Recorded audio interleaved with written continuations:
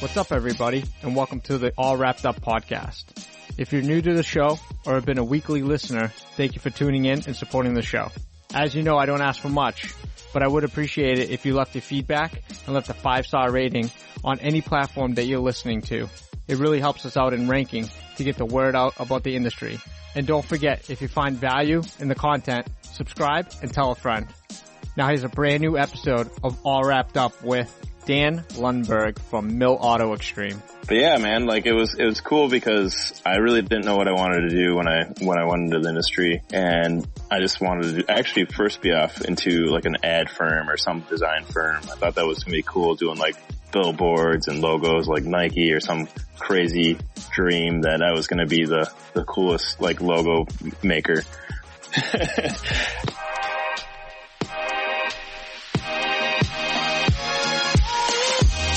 What's up, everybody? Thanks for tuning in to All Wrapped Up podcast. We'll be interviewing industry-leading wrap companies to share tips, tricks, stories, and more.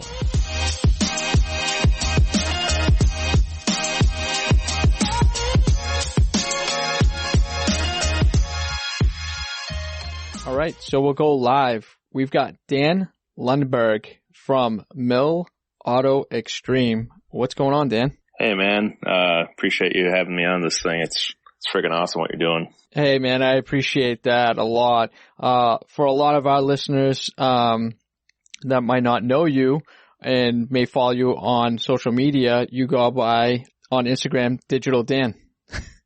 Yeah, I kind of earned that, from a little tale, but, yeah, I kind of earned that name in like 2002. Nice. We'll definitely get into that backstory for sure. I think that's such a cool name. Yeah, I mean, I think it's kind of not a big deal anymore. IT people like that are Dan, they just kind of go by Digital Dan now. And actually, I had a company called Digital Inc. And that's kind of where it ties in a lot better. Nice. Nice. I love that. Yeah, I can't wait to get into your story. It's a complete honor to have you on the show, man. No, likewise, dude. I appreciate what you're doing in the industry. You're really opening up the whole realm of connecting the dots with even just the startup people and also the professional levels that have already been on here. It's been amazing just to keep hearing it. I appreciate that, definitely. Well, let's get started on the show. Typically how we start is I like to get an inside look and a warm up on what you got going on at your shop this week. Yeah, for sure. We just completed one of our fleet trailers. We usually get 1 to 2 trailers or trucks through the week easily. Kind of just either doing some partials or just some spot graphics. I do have a little wall mural, probably like an 8x20 down about 2 hours south of us, on a high school, gymnasium. We're going to do something like that for them. And then, usually we'll do 2 to 3 shields, like clear bra shield stuff a day. We'll do 2-3 vehicles. And then, we got some fun projects. We got some, chrome deletes. Those are always going down. And then, those will just never die. I feel like chrome delete's just personalizing, but awesome too. And then we also do some, we got some full on, creative wraps coming up with the commercial elements as well. Nice. So it's kind of like a full boat of different mediums that you use and different installs. Yeah. I mean, it's definitely, not stale by any means for any platform, but we're not quite as full scale for like a full color change around here. We're actually, I call it up north, and that's up north. We're so up north that, the color change development isn't quite up this way yet. We've done a few, but the demand quite around this area is kind of like, you're better off doing commercial right around here. So. Yeah, that seems to be the ongoing thing. It depends on your demographic and your location, debating on what avenue you're gonna go down. Whether it's gonna be the car restyling, which would be the color change stuff, or if you're just gonna go to commercial route where it's more corporate stuff or general companies. Up here in Boston, it's the color change isn't 100%. There's maybe a couple of shops that fully, do color changes solely, only color changes. But as far as like the demographic here, man, it's all commercial stuff. Everybody does commercial up here. Yeah. It's crazy. Yeah. And I mean, I commend the people that can just full on get a business through the color change. But to me, I just got to spice it up a little bit. I am a creative as well. So I want to make sure that the designs, the brands are melting together. And also with commercial, it's actually been pretty sweet. We've been actually doing some chrome deletes with our commercial elements and customizing it. So we're really blending the personalizing and commercializing together. And it's just been awesome, developing even like a lot of the clear wraps going on. That stuff's just blowing up right now. And people are like trying to figure out how we're doing it, around locally because they're not used to wrapping with the clear, as much as we're doing it right now. So it's just kind of fun to see other people around town, what they're usually like trying to design for or do. And then we kind of, I don't want to say stomp the ground, but we definitely set the stage for that. So, yeah. But the ripples in the water, you know what I mean? Yeah. And I mean, I'm looking around social too, and that's what it takes to get outside the box for sure.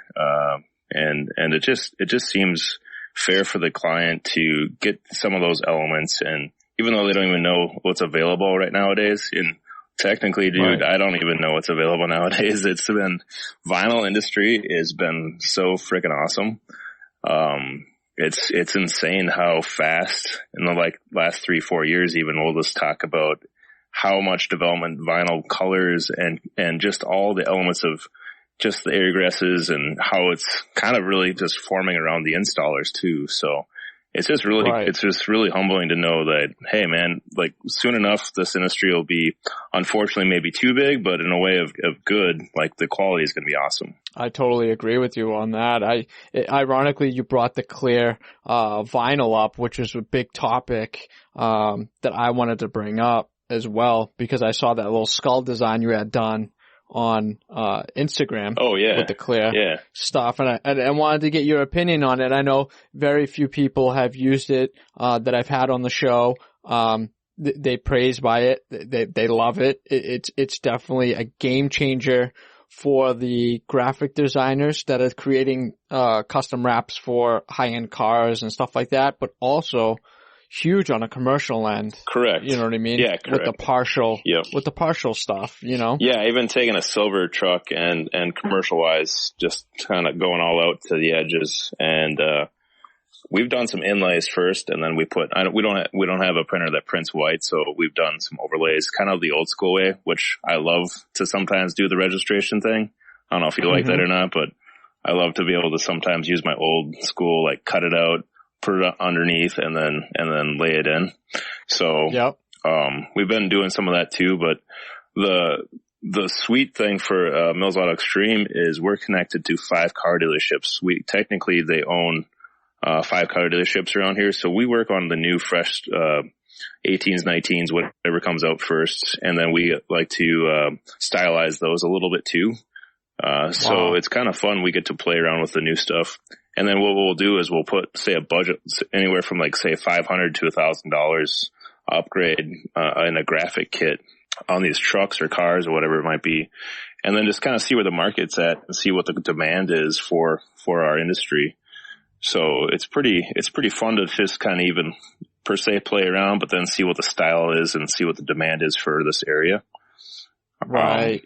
And we have 12 different, we do the Ram, the GMC, Fords.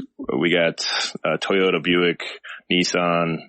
So all like the newer, the Jeeps, we got some of the new stuff that we can play with and see what they do as far as on the lot goes. Oh my God. The Jeep market is just so huge with the customization and the custom decals that you can provide for them. For sure. We don't quite have that all in together because the branch we're in is in Wilmer. So, I'd say that might be more towards the city market that just love that kind of stuff. But I mean, it's easy to build. Right. We just don't have enough team yet for that. But yeah, for sure, man. Jeeps are like the lady slippers for a guy. They just, they're just bling bling for sure. Yeah, the customization, man. Even the Fords. I mean, the Raptor is probably one of the best trucks. I mean, if I could afford a Raptor, Right. I would, oh my God, Yeah. just unbelievable. The little wide body it's got and the customization you can do to them, and just even coming out of the gate with their custom graphics they're creating for them from the dealership and stuff like that. I mean, it's such a big market, man. It's just, it's crazy. It's pretty funny because like we get some lucrative people that come up here, and the one dude that wanted his Raptor wrapped, it's on my Instagram too, but he just Bajas with the thing. He even like took us like, hey, I'll just drive you back to my my lake property quick, and he freaking goes in the ditch just to get to his yard. I'm like, holy crap, man. It was just pretty funny though, just like to see this guy he's just enjoying life, but he wanted his truck wrap just to protect from scratches and stuff too. So he understands the whole element of what a wrap can be and should be per se, as far as that goes. So, and then he just trades it in after 3 years anyway, so it's not a big deal for him. But smart. Yeah, it can be for sure. Especially if you're bahaing through your own yard and wherever else you're going. That's awesome. That's awesome. So unbelievable. Yeah. So I wanted to talk to you. You had mentioned you guys do wall wraps. What are you guys using for materials to install your wall wraps? Right on. Fair enough question. Depending on what you got, like as far as like drywall or concrete's painted, something like that.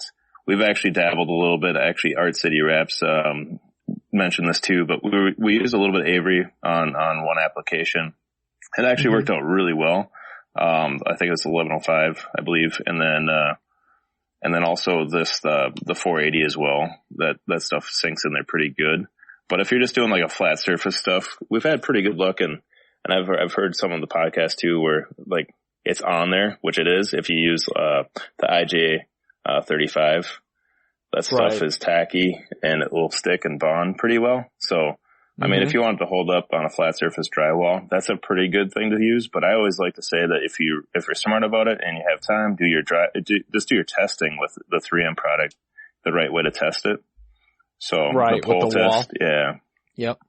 That's how I would probably recommend it. I've never used that product. So explain to some of the listeners kind of how that process is done. Yeah. So 3M's got like this little kit, this little wall kit that you can, it's got tabs of each material per se, and it'll kind of guide you through the materials. But, and then it's got this little hole that's punched in it, and you put it on the wall. I believe it's vertical up on the hole, and then you pull on it with this little device that kind of shows you the pound test, like how hard it is to pull. But you got to wait. I think it's about a minute or so before you want to pull on it, because the bond has to at least be there. And then you start pulling on it to see where your most bond is with the wall and the graphic. And that's kind of when you can make your judgment call on what's going to stay and what's not. Right.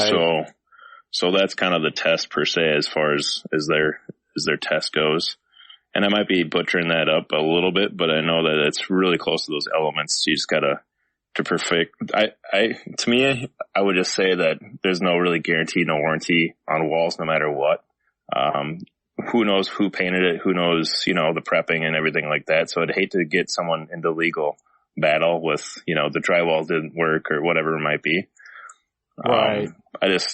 Walls are very they can be kind of tricky in a way of like guaranteeing or warrantying.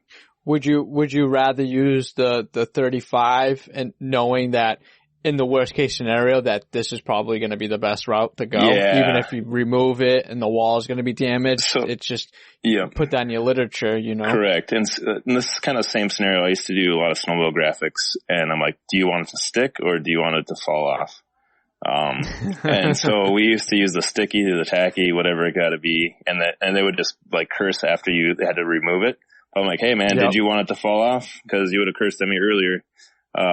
But yeah, so I think it's the same scenario with the wall graphics and the sense of like, it's going to stay on. Right. And if it's applied right and it's designed right, you should have that thing on for a long time anyway. Yeah. I think I just spoke to someone too, and you kind of don't have a say on kind of where your heating units are or where your air conditioner blows, and that can all affect the material. If the AC is right there and it's constantly blowing on it, it could affect it. depending on the type of material, you use. I think we were talking about, that kind of transparent film. It was called Phototext, or I think it was like Phototext or something like that. Another brand, that specializes in wall murals and things of that nature, and how it's tacky but not tacky, and depending upon the weather in the room or where it's located, it could bubble up on a hot day, and then it could peel on a cold day. It's super 50-50 on this material, but yeah.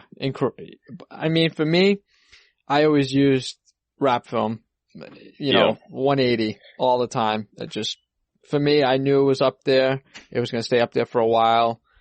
Hey, I'll spend the extra couple bucks and save myself the headache. And actually, man, you're actually saving money because you're not inventorying other people. Like, just, I've had it where we're like, oh, what vinyl does this and this and this and this? So you're like, oh, well, I already have like $400 to $500 now extra in just rolls of vinyl that I only use for that area.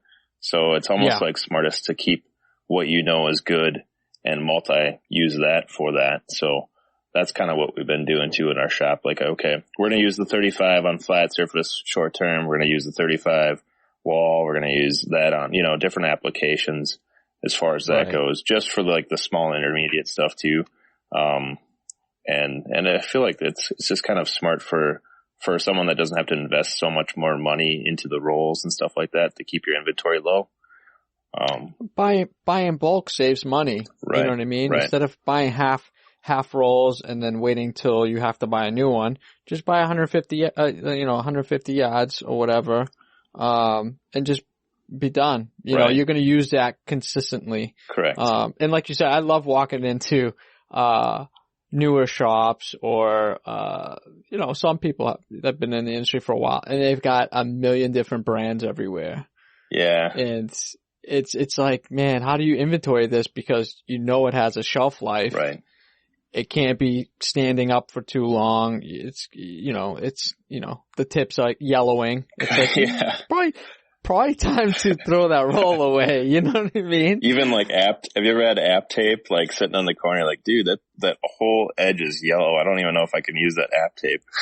Yeah, you gotta get halfway through you have to cut halfway through the roll to get a good piece out of it. Right. I mean, I understand, every penny counts, you're trying to save, but man, when you see the yellow edges going, and then the dust around the rolls inside the core. Exactly. A couple spider webs. Exactly. It's like, I don't think you've used this roll in a while. It's time to seize the dumpster. You know what I mean? I mean, my old boss, we'd see that on scrap material and like, he'd be like, oh, it's a registration number. Not a big deal. Just dust it off. Cut it out. We're good.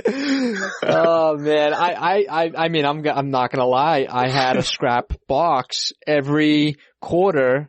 I would donate it to like one of the trade schools, cool, the auto body school or something, and be like, hey guys, here you go, just mess with it if you want, or throw it away. I'd bring it to the high school and the middle school and have the art teacher take it and kids can play with it. It's better than throwing it out. I mean, no one's going to be using it to make a profit, but you always get those weird rolls down to the last, yard, and you're really not going to use it. And yeah, man. We've all been there, Yep. No, you've hit it right on the pin too. That's what we would do now every 3 months if we have some scraps. We're just trying to like just kind of clean up, man. Like I've been in the shops enough where I feel like some of them are just downtown dirty, and I don't want that feel, because for one, that injures the client when it comes in. You really want to have an upsell for not even just that, but the appearance. I mean, it's the same with restaurants are the same way. So if we can kind of declutter and clean up,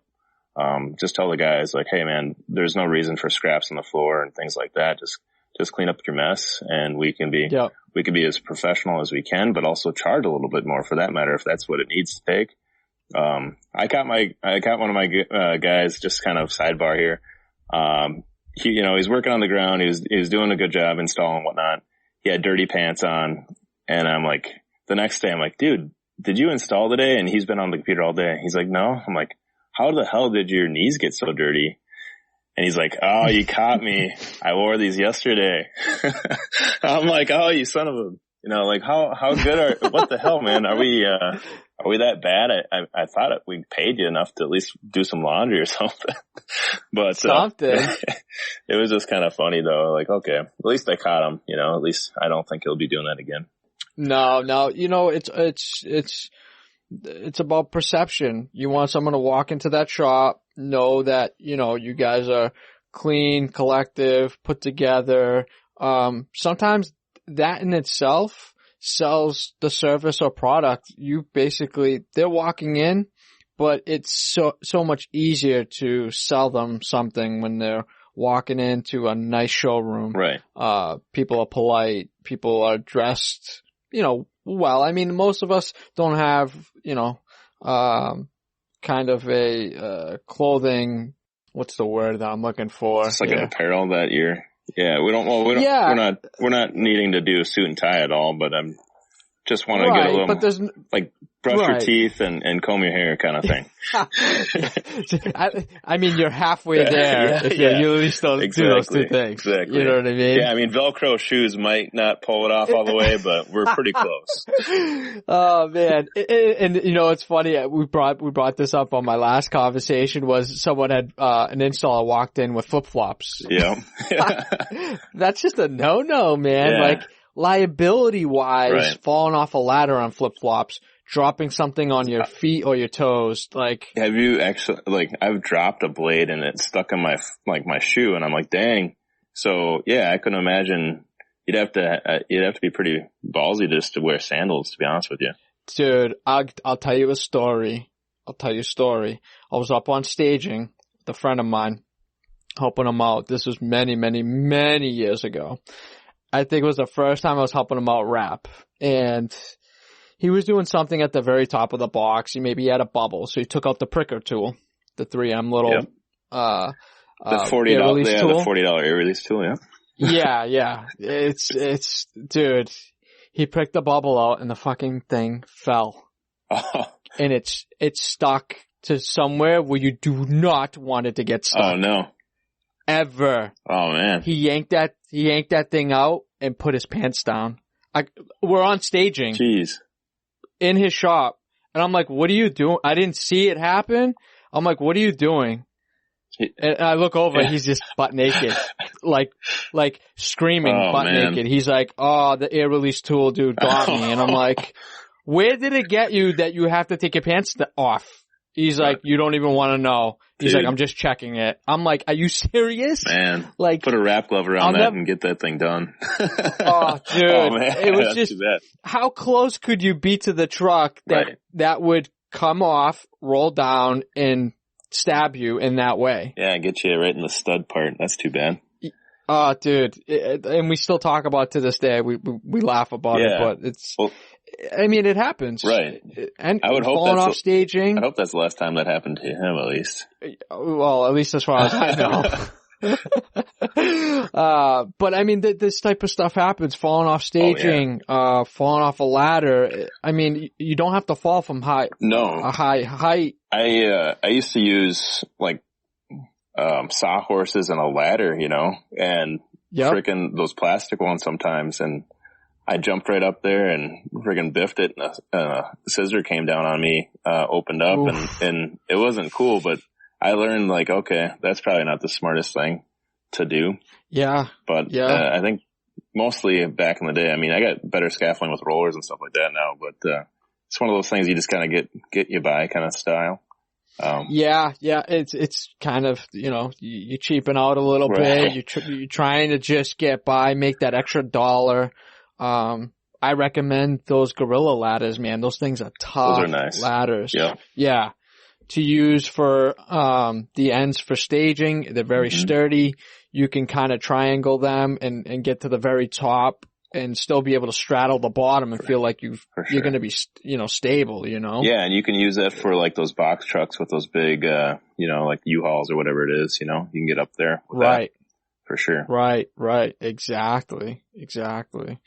Yeah, man. So let's transition. Let's get your backstory. How did you get into this industry? Take me all the way back to childhood. What stimulated you to get into this? Yeah, that's a little far back. But I guess what happened was in high school, I leaned into a design course, and they had Photoshop 3 and Illustrator 4 or something like that, or vice versa. And, just really developed myself as far as like liking Photoshop, and I'm like, oh, this is kind of a cool thing. And after that, I would try to get into looking into college, and we kind of quickly talked about that art institutes, Brown Institute, just some type of, design college. And my budget / my mom's budget wasn't even close to that. So we went to a community college, kind of close by town here. The population was like 2,000 people, and it was in a farm field called Central Lakes College. And so I'm like, all right, I'll try that out just because I don't know what I want. And, we'll kind of go from there. So, but yeah, man, like it was cool because I really didn't know what I wanted to do when I went into the industry. And I just wanted to actually first be off into like an ad firm or some design firm. I thought that was going to be cool, doing like billboards and logos like Nike or some crazy dream that I was going to be the coolest like logo maker. And so awesome. I'm like, yeah, as long as I have one brand out in the world that people know me, I should be good, you know, and that's kind of the dream that I had. And so when I pursued that, I went into catalog designing right after college, got my AAS, and went to catalog designing. And I'm like, man, this is like 5 cups of coffee a day just to stay awake, doing cork and other layout stuff that I'm like, man, this isn't quite my style. So luckily I got there's a local, sign shop, graphic shop here in about 2002, I think it was, September, I believe. And they were opening up for position, and there's like 40 applicants, supposedly. This is what my old boss said, but I just offered him like a free logo. He gave me a project. I just did it for free. Like, here, just take it. There's some options. You know, it's kind of an intro to what I was hoping to get is the job, and totally did it. Like, he's like, yeah, I like your style, like what you did. I'd like you to try this out if you like. And I'm like, yeah, I've never done vinyl before, but I've done the design side of it. So with about 2 weeks in, the owner just was getting pissed at me because I was wrinkling things. I was recutting stuff. I was actually getting frustrated myself. I'm like, this isn't for me.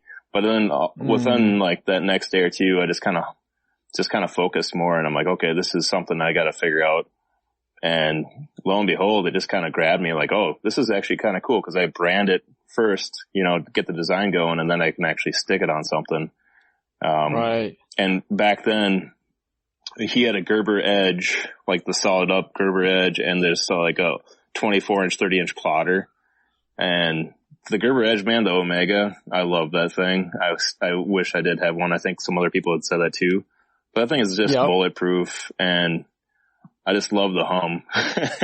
the hum was money, man. But if you can get all of them going, like the plotter, the hum, and scoping in to make sure that you got the crosshairs just dialed in to cut, you know, you're doing well. It's a symphony of money making. It is. Sounds. Yeah. And so he was using FlexiSign and Illustrator and such like that. And so I wasn't getting into the Flexi too much, but I definitely loved Illustrator. And I'll never forget my one of the biggest screw ups right away. I was doing a banner. Back then banners did suck. You had to like screw them to this, we screwed them to the table and flatten them out and put one color on it, whatnot. And I was just so proud. I'm like, hey Gary, what do you think of this one? He's like, yeah, it's big, bold, great font selection. But what does a furniture mean? I was like, damn it, furniture sale right there. Oh, classic graphic designer mess up. Yeah, no spell check, right? No. Nope. And luckily though, back then you could peel off the vinyl, so it worked out. But right, but if you had that digitally printed now, you'd be outie. Yeah. Shit. I should have just kept it for maybe for fun. I don't know. Like, here's a furniture set. Tapes. Yeah, Here's a discounted banner. Half off. Yeah, exactly. Oh shit, yeah. We'll give you this furniture banner for half off. Exactly. if you want it, you know. Exactly. Or do the classic Sharpie. Right. Oh, dude. draw that in. Yeah. You know what I mean? So I've seen that. Yeah. Especially with the edge, dude. Like sometimes the edge wouldn't quite always print the right way that I wanted the dot matrix. And so I was doing the reflective helmet wrap for this guy. And it wasn't really a helmet wrap, like not like totally crazy wrap, but it was around the ends and stuff like that. And I did some crazy weird flame to it. And I actually had to take the marker out, and I had marker, it leaked on my hands, and it just stunk so bad. But the guy came and picked it up, and he's like smelling his helmet. He's like sniffing around. He's like, is that permanent marker? And like he totally busted me that I put a little, blotch of, and I'm like, yeah, I'm not going to do this ever again.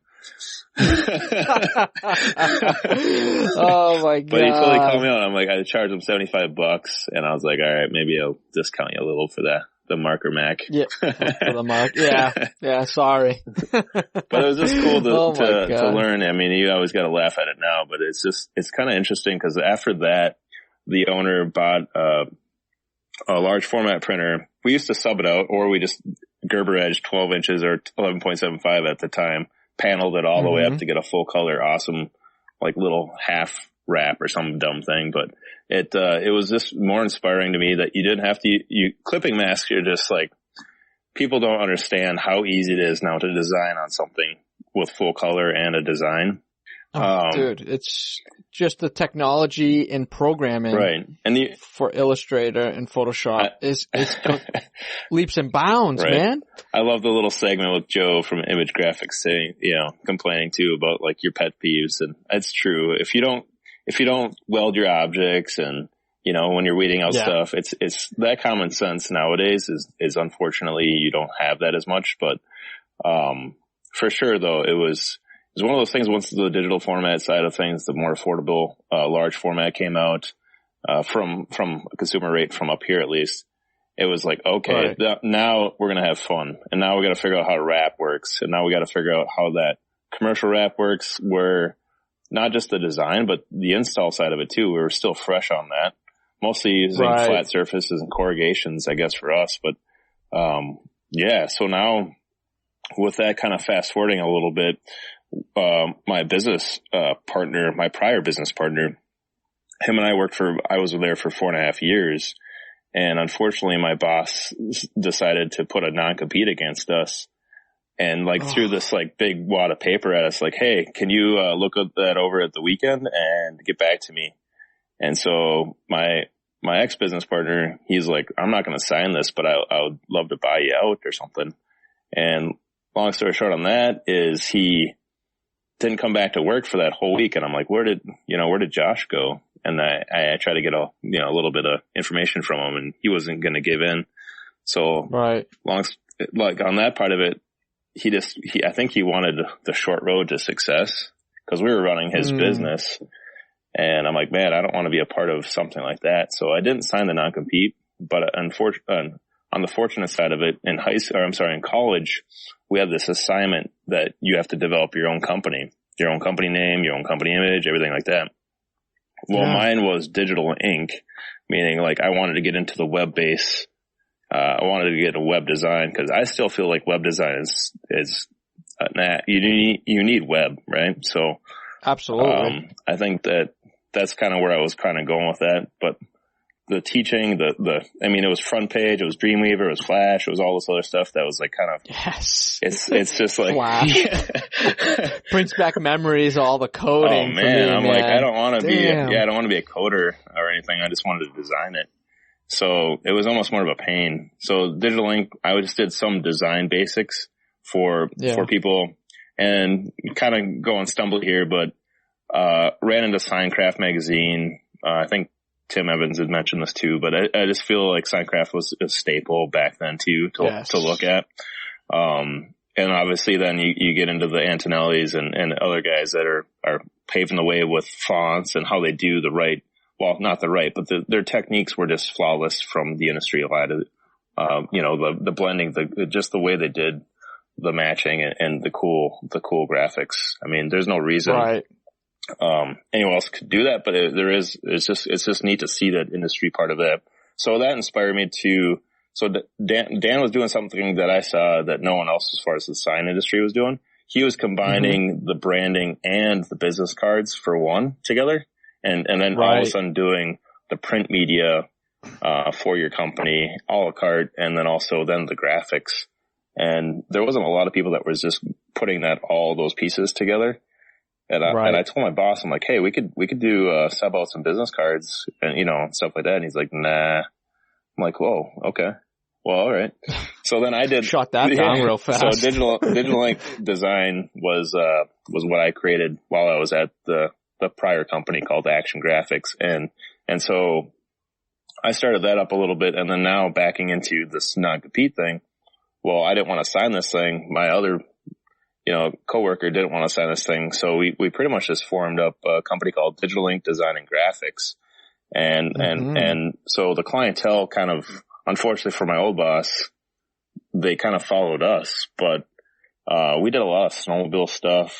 Like we did, the top race in the world, Tucker Hibbert, a ex-business partner. He did all the graphics for him.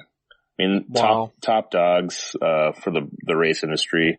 You got Levi Lavallee, the guy that does the double backflip on a snowmobile, just the crazy guy, but they're all just very humble, very cool. When you're a snowmobile racer, I think you must have that cool because, they're just really chilled out people, but it was kind of neat to see that. But in the way of the snowmobile industry is, I think, kind of like some of the race car industry where they don't respect you. They just want like sponsorship. Yeah. And so I was kind of feeling that like, okay, I'm giving my hours, I'm giving my time, I'm giving my material just to get my name on this thing. No return on your investment. Kind of, yeah. As much. Yeah, but I mean the respect of that, but also then, so that was kind of my old business partner's side of it. He was doing like a lot more racing where I was grabbing the people like, how did you afford that race car? How did you afford this snowmobile? Oh, you got a business? Okay. Well, what's your brand look like? And then I started like building the commercial aspect after that. So he was more on the motorsport side and I was more on the commercial side. And so that blend worked out really well. Actually really well. We had this little garage. And then for like 7.5 years, like we built it, we kept building it, we added more. We had like 5 of us. We had our own storefront on the main strip, which is still there and he's doing well. Wow. But yeah. And so that was kind of a cool part of life, except for the 80 to per se almost 100-hour weeks. Eventually I started putting in because the demand was so hot, that there's just no time of the day. But it was. Yeah, that's tough, man. Especially, anyone that's starting a business, that's just the way of life for at least 3 to 5 years. Yeah. Yeah. For sure. So it was like 7.5 years in, it was almost like a breaking point for me. And I kind of flipped out on my old business partner. I did a color change, dude, in 50-degree weather in our shop because our shop sucked.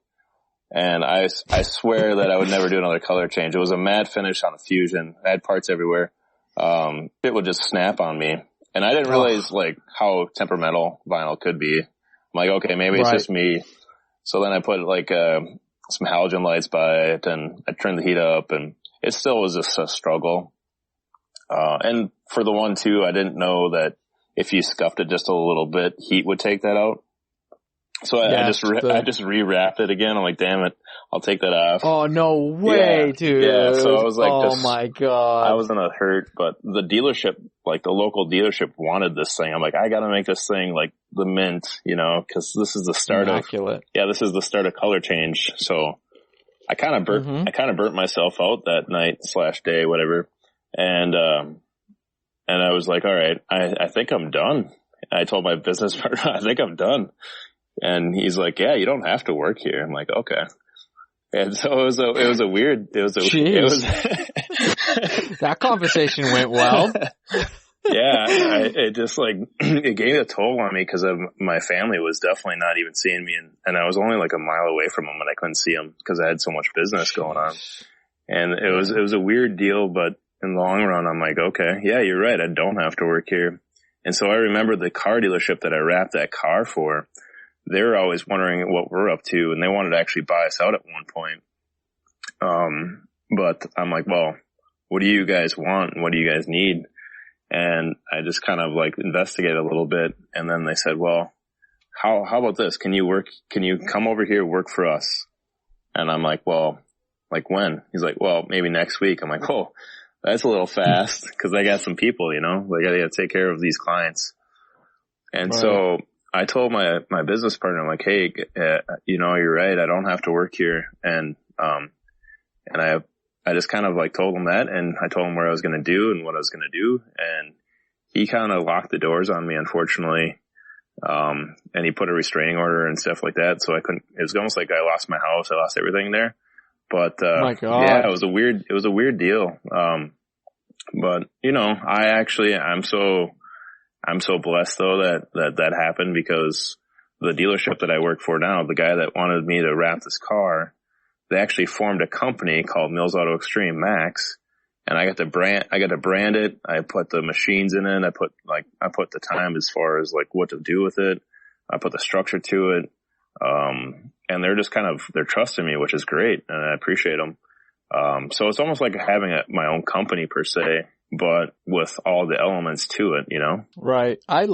Dude, to be 100% honest with you, some people get weirded out with the conversation of, oh man, you know, you're working for the man and you're helping build that brand. You know what I mean? It's not your brand. Being an entrepreneur and being a successful business owner sometimes doesn't mean that you're the guy writing the checks. Right. Sometimes it could be just the people you're surrounded with in that shop or that facility, whatever, in whatever, McDonald's, whatever, you are the number one person in that location.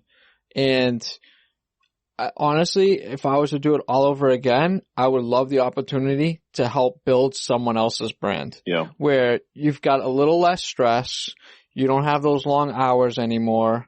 You're not worried about a lot of the stuff that you're worried about when you're a business owner, with insurances, right, liability, you know, rent, all that stuff comes, you know, you get bottlenecked sometimes real quick. For sure. You know, with things, and you can't get yourself out, and it sucks. But, you know, like you said, when someone gives you the keys to the door, couple checks to write, it's like, hey, whatever we need, just get whatever we need to get it in here, and let's start making money. Right. And that feeling, man, is just gotta be, I can't explain that feeling that you would have to actually call it your own, but not having to deal with that extra stuff. Yeah. And I want to like kind of make sure that people understand that that's not like, I gotta be like, it's just hard to explain, because I don't want to say that I'm bragging. I don't want to say that, you know, here I am, I own this, but I don't own it. And I just feel that I've always been in that scenario where, and so I think they see those characteristics of the company that, you know, this dealership that I worked for prior, it was a great client of mine. And so now, yeah, it is pretty sweet. And I won't lie. Owning your own company isn't all that it's cracked up to be, unfortunately. I had like a $400 a month, just an insurance thing, just for health insurance. And I'm like, man, there's a sock. The nug. So there's a lot that goes into even it. Buying tools, dude. Like if you think about it, there's people like scrounging up just like every project. Okay, that'll go to my tool fund, or this will go to that fund, or even if it might be like a trip or learning or training. And so prior to getting hired, they're like, hey, 3M preferred test is coming up in 2 weeks. Do you think you can make that? And I'm like, all right, I'll do my 2-week notice here. I'll get my stuff done, and I'll see you at 3M. So that was pretty much my start of Max. Like they paved my way with saying like, okay, we want you to go to 3M preferred training. And for one, I'm blessed to even do that, but I was like, yeah, I don't even know what that really is, but I'll try it. And yeah, I was gonna say, what was your background as far as certificates and training in this industry? Any prior knowledge or any other classes you had taken to kind of freshen up? No, not really. I mean, they have that advanced course prior, like the 3M advanced class, the training before you go to preferred, which I recommend that to anybody, no matter what and how good you are. It's just a good course to go through. just to see that, hey, all right, well, I got this wall down, I got these rivets down, I got this corrugation down, or even whatever it might be. It's just a good all around for that. As far as the training goes to preferred class. And the funny part is they paired me up with the guy that they hired to do graphics here too. And the guy has only done pinstripes. And I'm like, holy cow, man, like you're going to go to try to get preferred and you put on pinstripes before? So he actually got pretty far, but he failed like 4 or 5 stations. So he didn't quite make it all the way through. But I was pretty impressed. I'm like, for a pinstriper, he almost even nailed that HHR bumper to a respectable, like, whatever it might be, 75 or 80. I can't remember exactly what the time was. Wow. But he was a painter too, so he kind of understood it. So yeah, anyway, like that's kind of the start of Max or even the training part of it. I'm like, okay, this just makes sense. I don't own it, but I get training. I get to advance my life. I get to advance my career. I get to advance my family, my insurance. I'm like, yeah, this just makes sense, obviously, to go this route. Right. And so that's kind of where it started. And then we started the whole hiring process. And I got to be honest, man, that's tough. Like I didn't know what to do to hire anybody. Cause no one around the area was worthy. No, I shouldn't say worthy, but like they just didn't go in the industry. Like you just can't find anybody to just, okay, let's go apply a graphic here and trust that that's going to work. So the training part of it was like gruesome. Like, okay, let's bring him in, give him a 30, 60, 90. Okay. He made it good. He plateaus about a year. Then either he's going to quit or I'm going to fire him. Just because of the stamina or the quality just kind of plateaus, like I said. So I'm like, oh man. And luckily somehow the old company that I worked for, Action Graphics, I'll give him a shout out because I appreciate him and he hates me, but that's all good. It's a local blood around here, man. That's unfortunate. It's everywhere, man. It's everywhere. Anywhere that you live, you're gonna have a little bit of that. Yeah. No, and I don't mind. I mean, I'm here, so I'm good. But, so the guy that worked at Action Graphics as well for, I think like 4.5 years, found out that we're hiring. So, he applied and, he's a well put together. He does wear, dirty jeans once in a while, as I mentioned.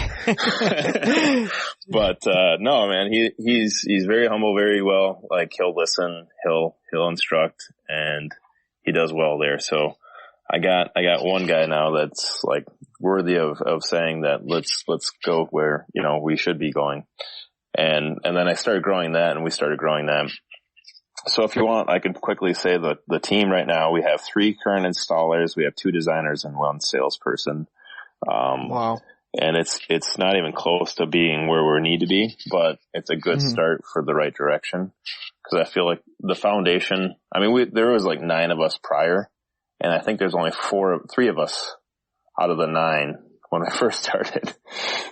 So we went through some battles, and we dramatized this place. There was just too much drama. And there doesn't need to be drama when you have fun and when you love your life. Yes, I agree with that. So we did some due diligence on that, and it's been awesome. But now focusing on, I guess just trying to pave the way with the installs and training. So I got another opportunity to go to, Avery's class, and I think that was about the second year in, and CWI, and that dude, Justin Pate, no matter what anyone says, I would bat for that guy no matter what. I just think not even just his knowledge, but the way he's been pushed and put into the industry and he keeps pushing. Like, I feel like he's an old guy, but he does not act like it, and he's very active. Very active. And I appreciate someone that works with that character. That work ethic is like untrainable for one. Even if people have bad experiences, it doesn't really matter what maybe your experience was, them not letting go or whatever it might be. But look at it as a whole, like a whole part of it. He's helping the industry so much. So that's one guy. And anyway, I got an opportunity to do his training. and it's probably different now. I probably should go back, but what year was that happening? Let's see. Remember? That would have been 16, I believe. Yeah, 16. I don't know if it was. I think it was like in the summer in Wisconsin. But the hard part was, I think there was like 10 or 12 of us, and some of them were just there for just like, I just want to wrap my own car. And you're like, oh great, there goes half the day for this guy. I know, right? So he'll be gone by lunch. He actually, dude, yeah, he was. He was gone like 2:00 or so. He's like, all right, this is not what I signed up for. And the one guy though is like, oh, I just want to wrap my car in chrome.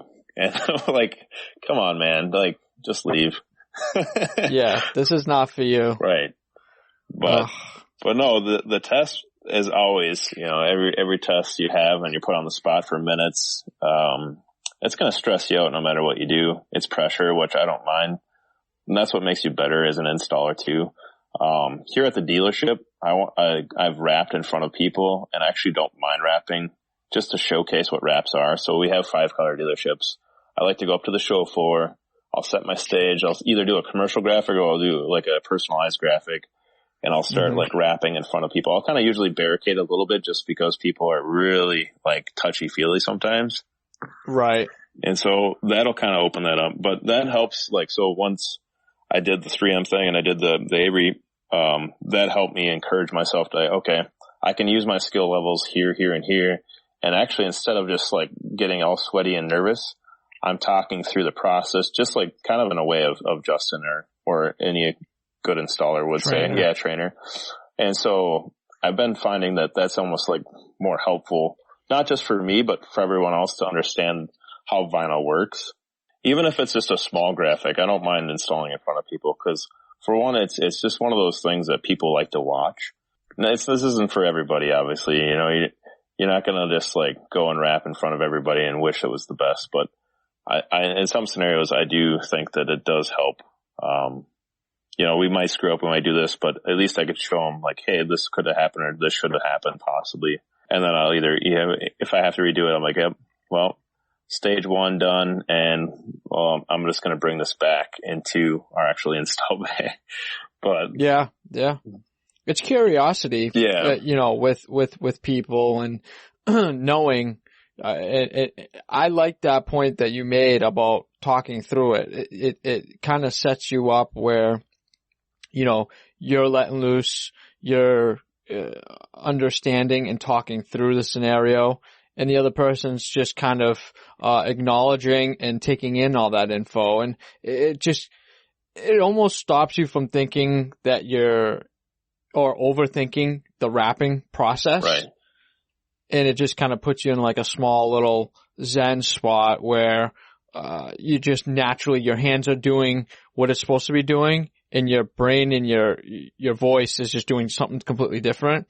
And it takes you out of the overthinking where you could mess something up. I think where I would be probably the most problematic is having someone that I know that is a very good installer critique me on something or watch me do something. I think that's where I might choke up a little bit. I think so. I don't know, man. Me personally. Yeah, but I like when those people watch because then as long as they give you feedback, I'm cool with that. If they're critiquing you negatively, then I wouldn't want that at all. But I think as long as it's kind of a good constructive not even criticism is negative, but the critiquing is best and just to say, hey, all right, well, you try it, or what would you do different, I'm always one too. I tell the guys all the time, like, hey, here's my process. Here's how I do it. You do it your way. And let's just see, I'm good with like changing my ways no matter what it is. I just want to make sure that we're doing it the right way as much as we can, if whatever that means, right way. But, to make it stay right and look good, I think is the best outcome, But quality and longevity of the product you're installing. That's the name of the game at the end of the day. So then, like the knifeless thing and the training for knifeless, dude, Phil is an animal. I don't know if you've ever got to meet knifeless Phil. Aquin? I have not. Holy cow. I'll probably be meeting him at RapsCon. Right on. If he'll be there. Yeah. No, I'm certain he would be unless I have no clue where else he would be. He's got to be there. But the guy's got so much energy and so much passion. And whoever is listening to this and will understand this, once he gets this idea in his head, you'll just see his eyes light up and his biggest smile comes out. And it's like, oh my God, I saw the world. And he just kind of, then all of a sudden he just like a friggin' Speedy Gonzalez just runs around with knifeless everywhere. And then he'll like try to practice something or do something. He's like, oh, we could do this. Well, we could do this.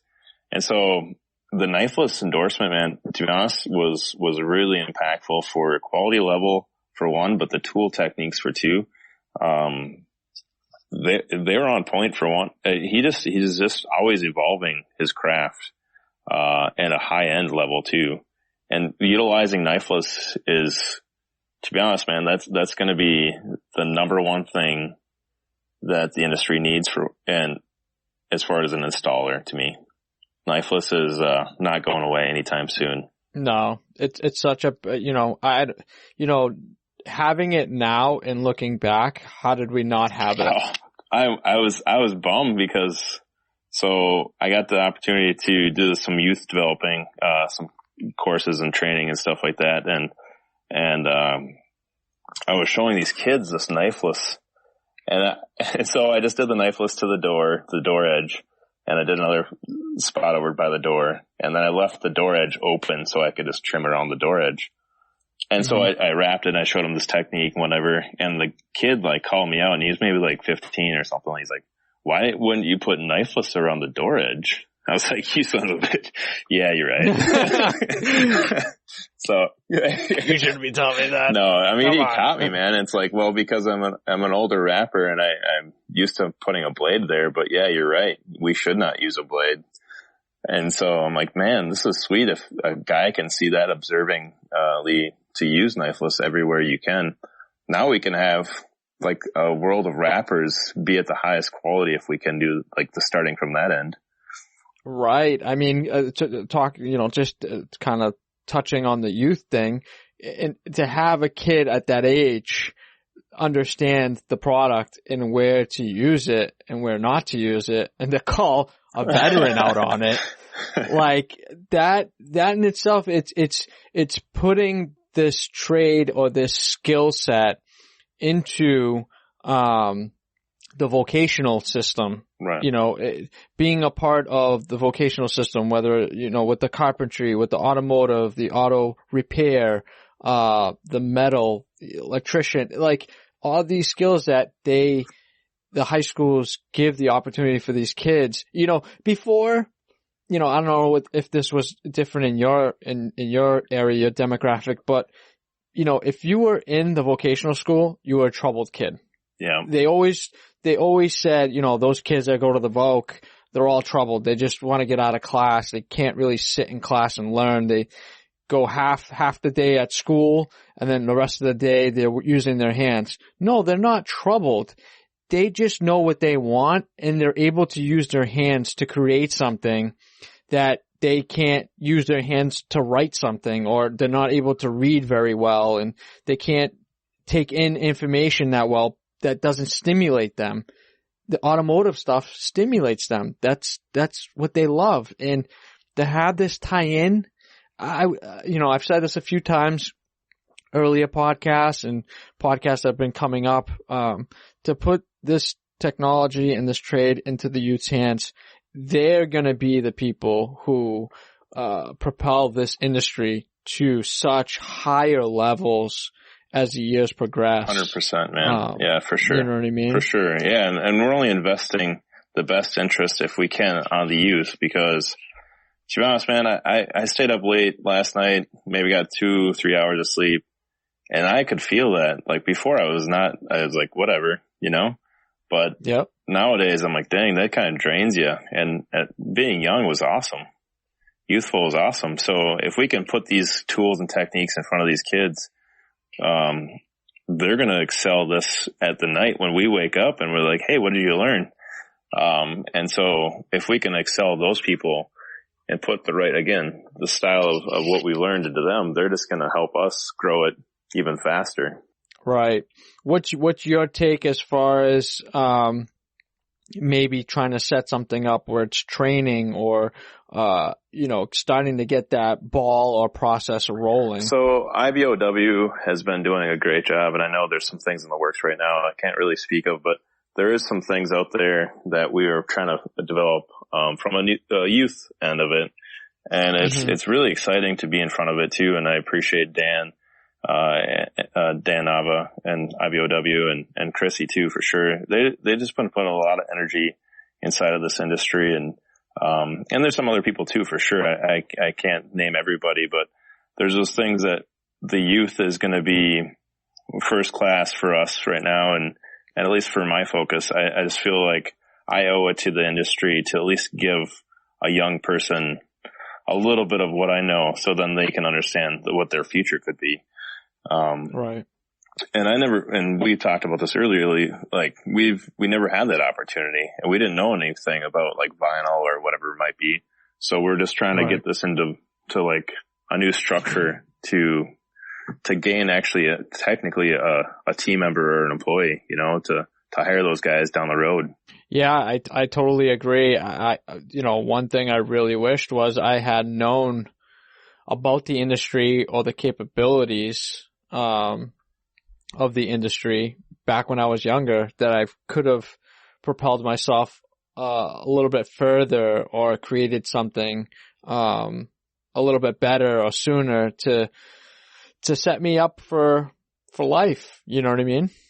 Because a lot of us, get the opportunity to grow up in a sign shop, grow up in a hand painting shop, and see the kind of industry kind of evolving as things go from hand painting to cut vinyl on a plotter to now digital printing and wide format and direct to substrate. And it's just, there's so much. And some people get the opportunity to grow up into that and create, businesses later on, kind of like, Sharif, where he grew up in a sign shop and created SS Customs because he loved cars. You know what I mean? And he wanted to get out of the signage, but that was his parents' love.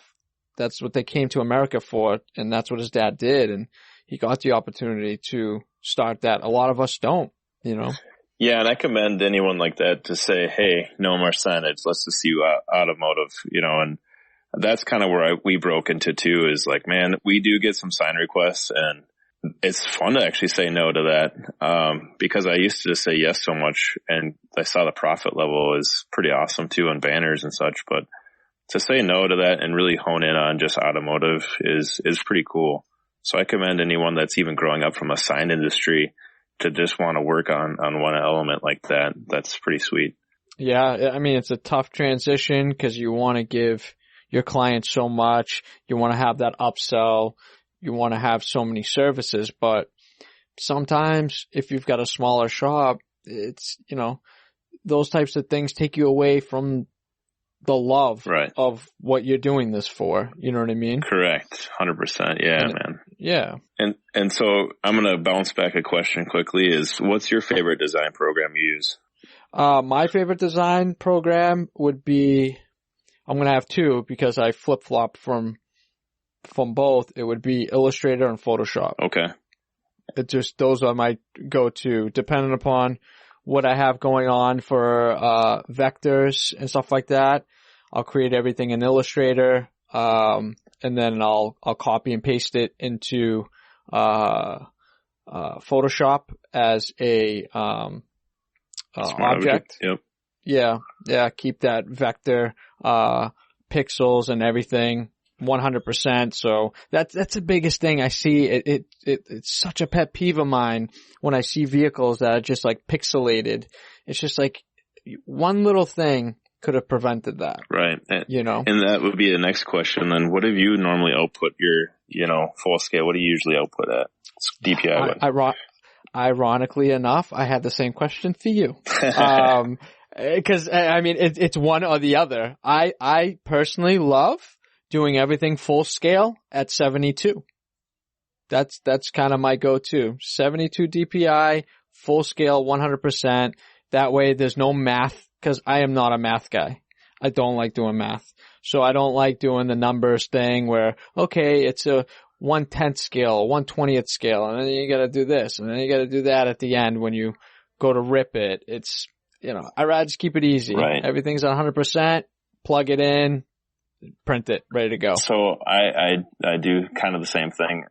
I lately been doing, say I'm doing a door, by the driver door and it's a little more detail. I'll do it 150 just in those areas where I really want some crisp, like clean little stuff. Like say a USGOT or even small, like the city state. And I know, it's a no-go for Antonelli because he doesn't put little stuff on anything.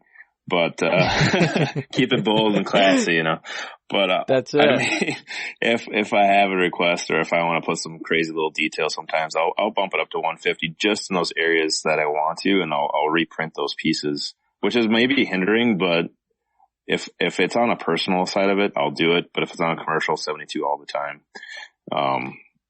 Do you ever see a difference when you're doing the 150 in the doors and then the rest of the vehicles? Oh, you mean like as quality of color? Quality? Yeah. Really, so what it is like it would be like on a transition, like a gap, or some type of a door, that little door gap, you really don't see too much of a difference. Depending on what it is, obviously. So, but yeah, no, good question for sure. But that's a good trick though. I would have never thought to output that section at a higher res. Yeah, so again, higher DPI. It all depends on what the application is, but if you really want to go like showboat with it, I would go output 150 if you can, or 100 for sure, on a car show per se thing. But commercial stuff, 72 all the time. And some things you just can't get away without, some of the pixeling and stuff like that will set with when you go to 100. Oh yeah. Yeah. You know what? I'll tell you in my beginning stages, man, I could not tell you how much I was running my computer to like the edge of getting the blue screen. Yeah.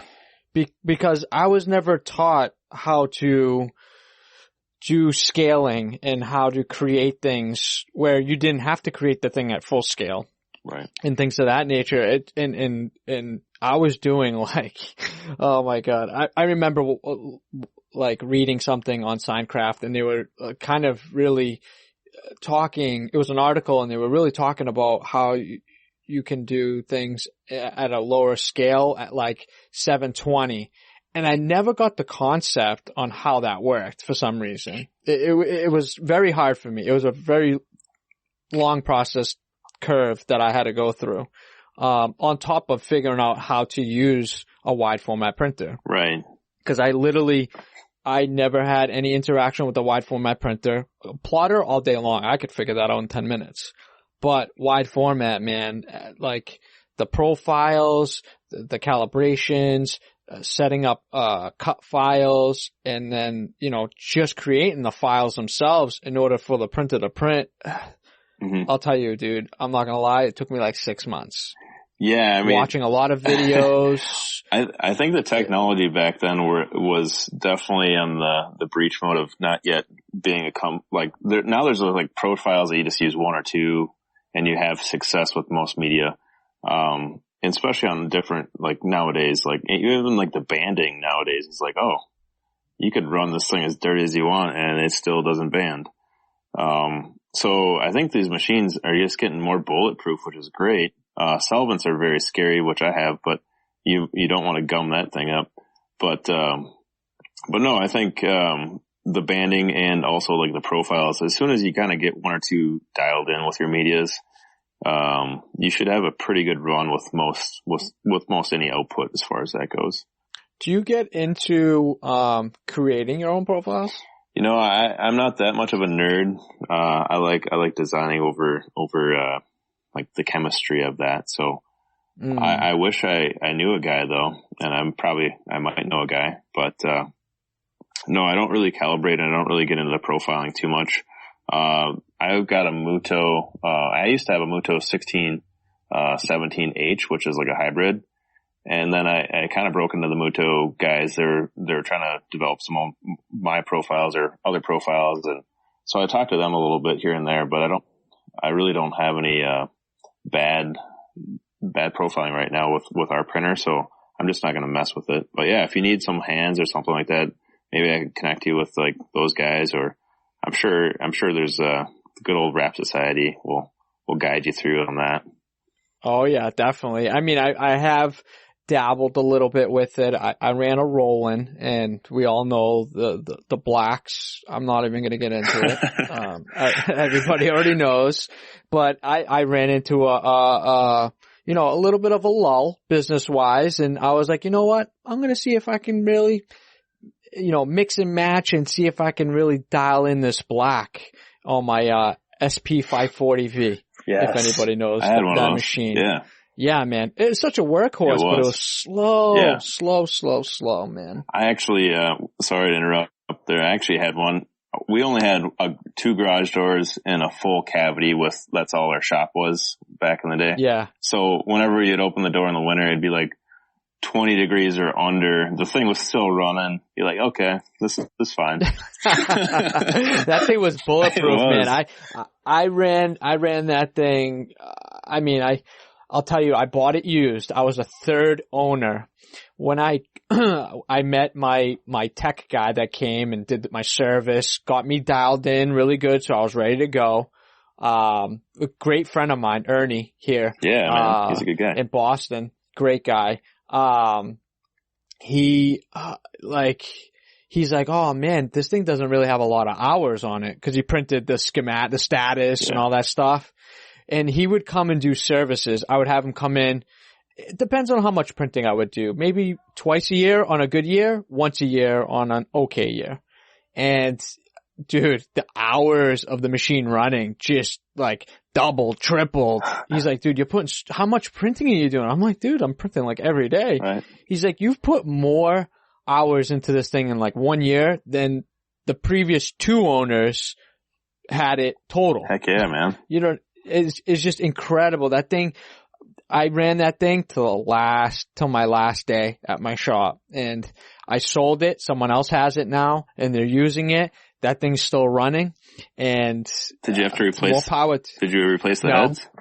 I was at that point. Okay. The black, because they're split heads. So black and I think it was like black and cyan was in one half of the head, and then magenta and yellow was in the other. Gotcha.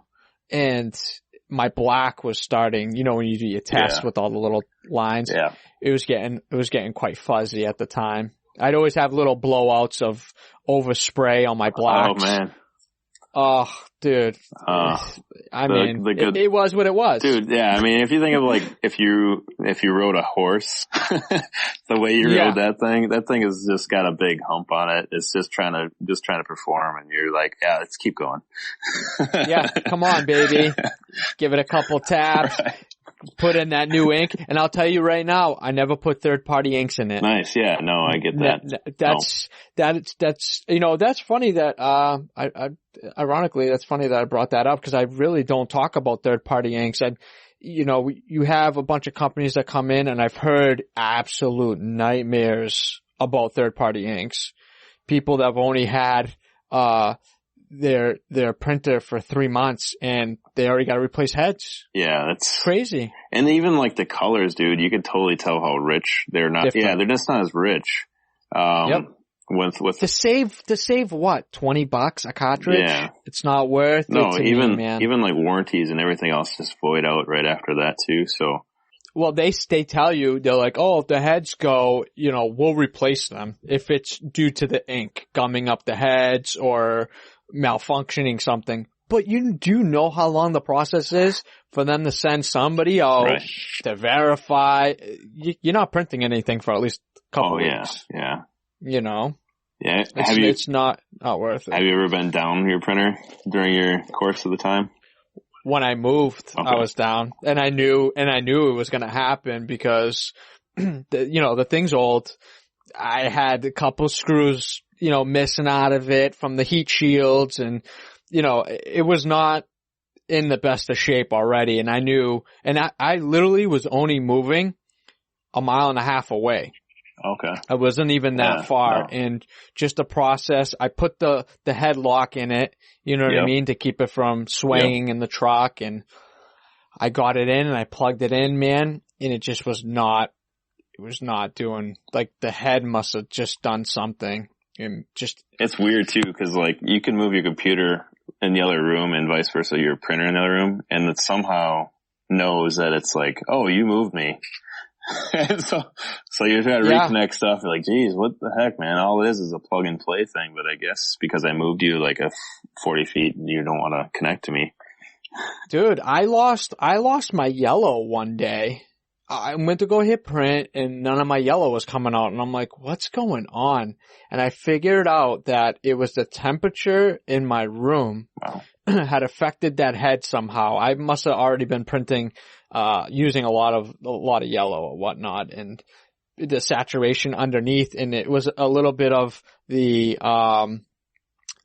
pad that it sits on. Yep, that's the pad or whatever it is. Side, the pad. Yeah, that pad must have been a little dry in that spot. It wasn't keeping it moist. Usually I don't think I had it set. It was just an automatic thing. Every 8 or 10 hours, it would just do an automatic cleaning to keep the heads moist and everything. Yeah, you don't want to shut your printer off at all. I've heard of people doing that too.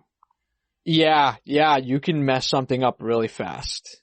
But when you saved it, dude, wasn't that the best, oh, I saved my ink head, you know? I've done that before. Like, you unclog it, you're like, oh, I saved so much money right now. What I had to do, man, I literally had to create a yellow box and just literally let that thing smash yellow ink through that print head in order to get it unclogged. Oh. That's awesome. Was the scariest thing. I thought my head was toast, and I mean, on a Roland, that's $1,000 easy. Yeah, plus the service fee, yeah, for sure. Yeah, it's insane. The little printed horror stories that we have. Well, even like you get a head strike and you just like, oh, this could be the last day. I'm not sure. This could be the last day. That's awesome. This is like, yeah, my printer might be dead right now. And then, or you hear like the beep and all of a sudden it just, you're like, what was that? You just know the error sound, that beep. Oh yeah. Beep. And beep. You're like, oh, okay, I'm not out of ink. Right. I know that. And only you know exactly how your printer sounds. So you're like, what was that little screech? Or, like, cause you can always hear just the little things. You're like, oh, that didn't sound right. So you quick run to it. You're like, okay, it's fine. It's like the paranoia. Exactly. It's like, dude, you know what it is? It's just, that's our base of making money. Right. And if that's down, we're not making money. And it's, I set myself up during my transition from my little, 800 square foot shop to my 4,000 square foot shop. Nice. Where I printed, like, I literally printed, my last 2 weeks of being in my old shop, I set myself up for this huge fleet job I had just got. And I'm like, you know what? I'm going to just move in, get all those cars in there because it was a big bay. I'm going to get all those cars in there. And if something goes wrong, at least I have everything printed. Mm-hmm. I printed for 2 weeks straight, that whole entire job. And thank God I did, because when I moved, that printer was toast for a week at least. Well, at least and I would have been up the creek with no paddle. Wow, man. You know what I mean? Yeah, that's good planning on your part, because definitely you can't predict the future on when the printer doesn't run. That's like, then you find your true friends. You're like, okay, who's got a printer? Who's got it? I need it tomorrow, man. I don't know who's got this thing. And then you got your local family feud or neighbors or competition, whatever you want to call them.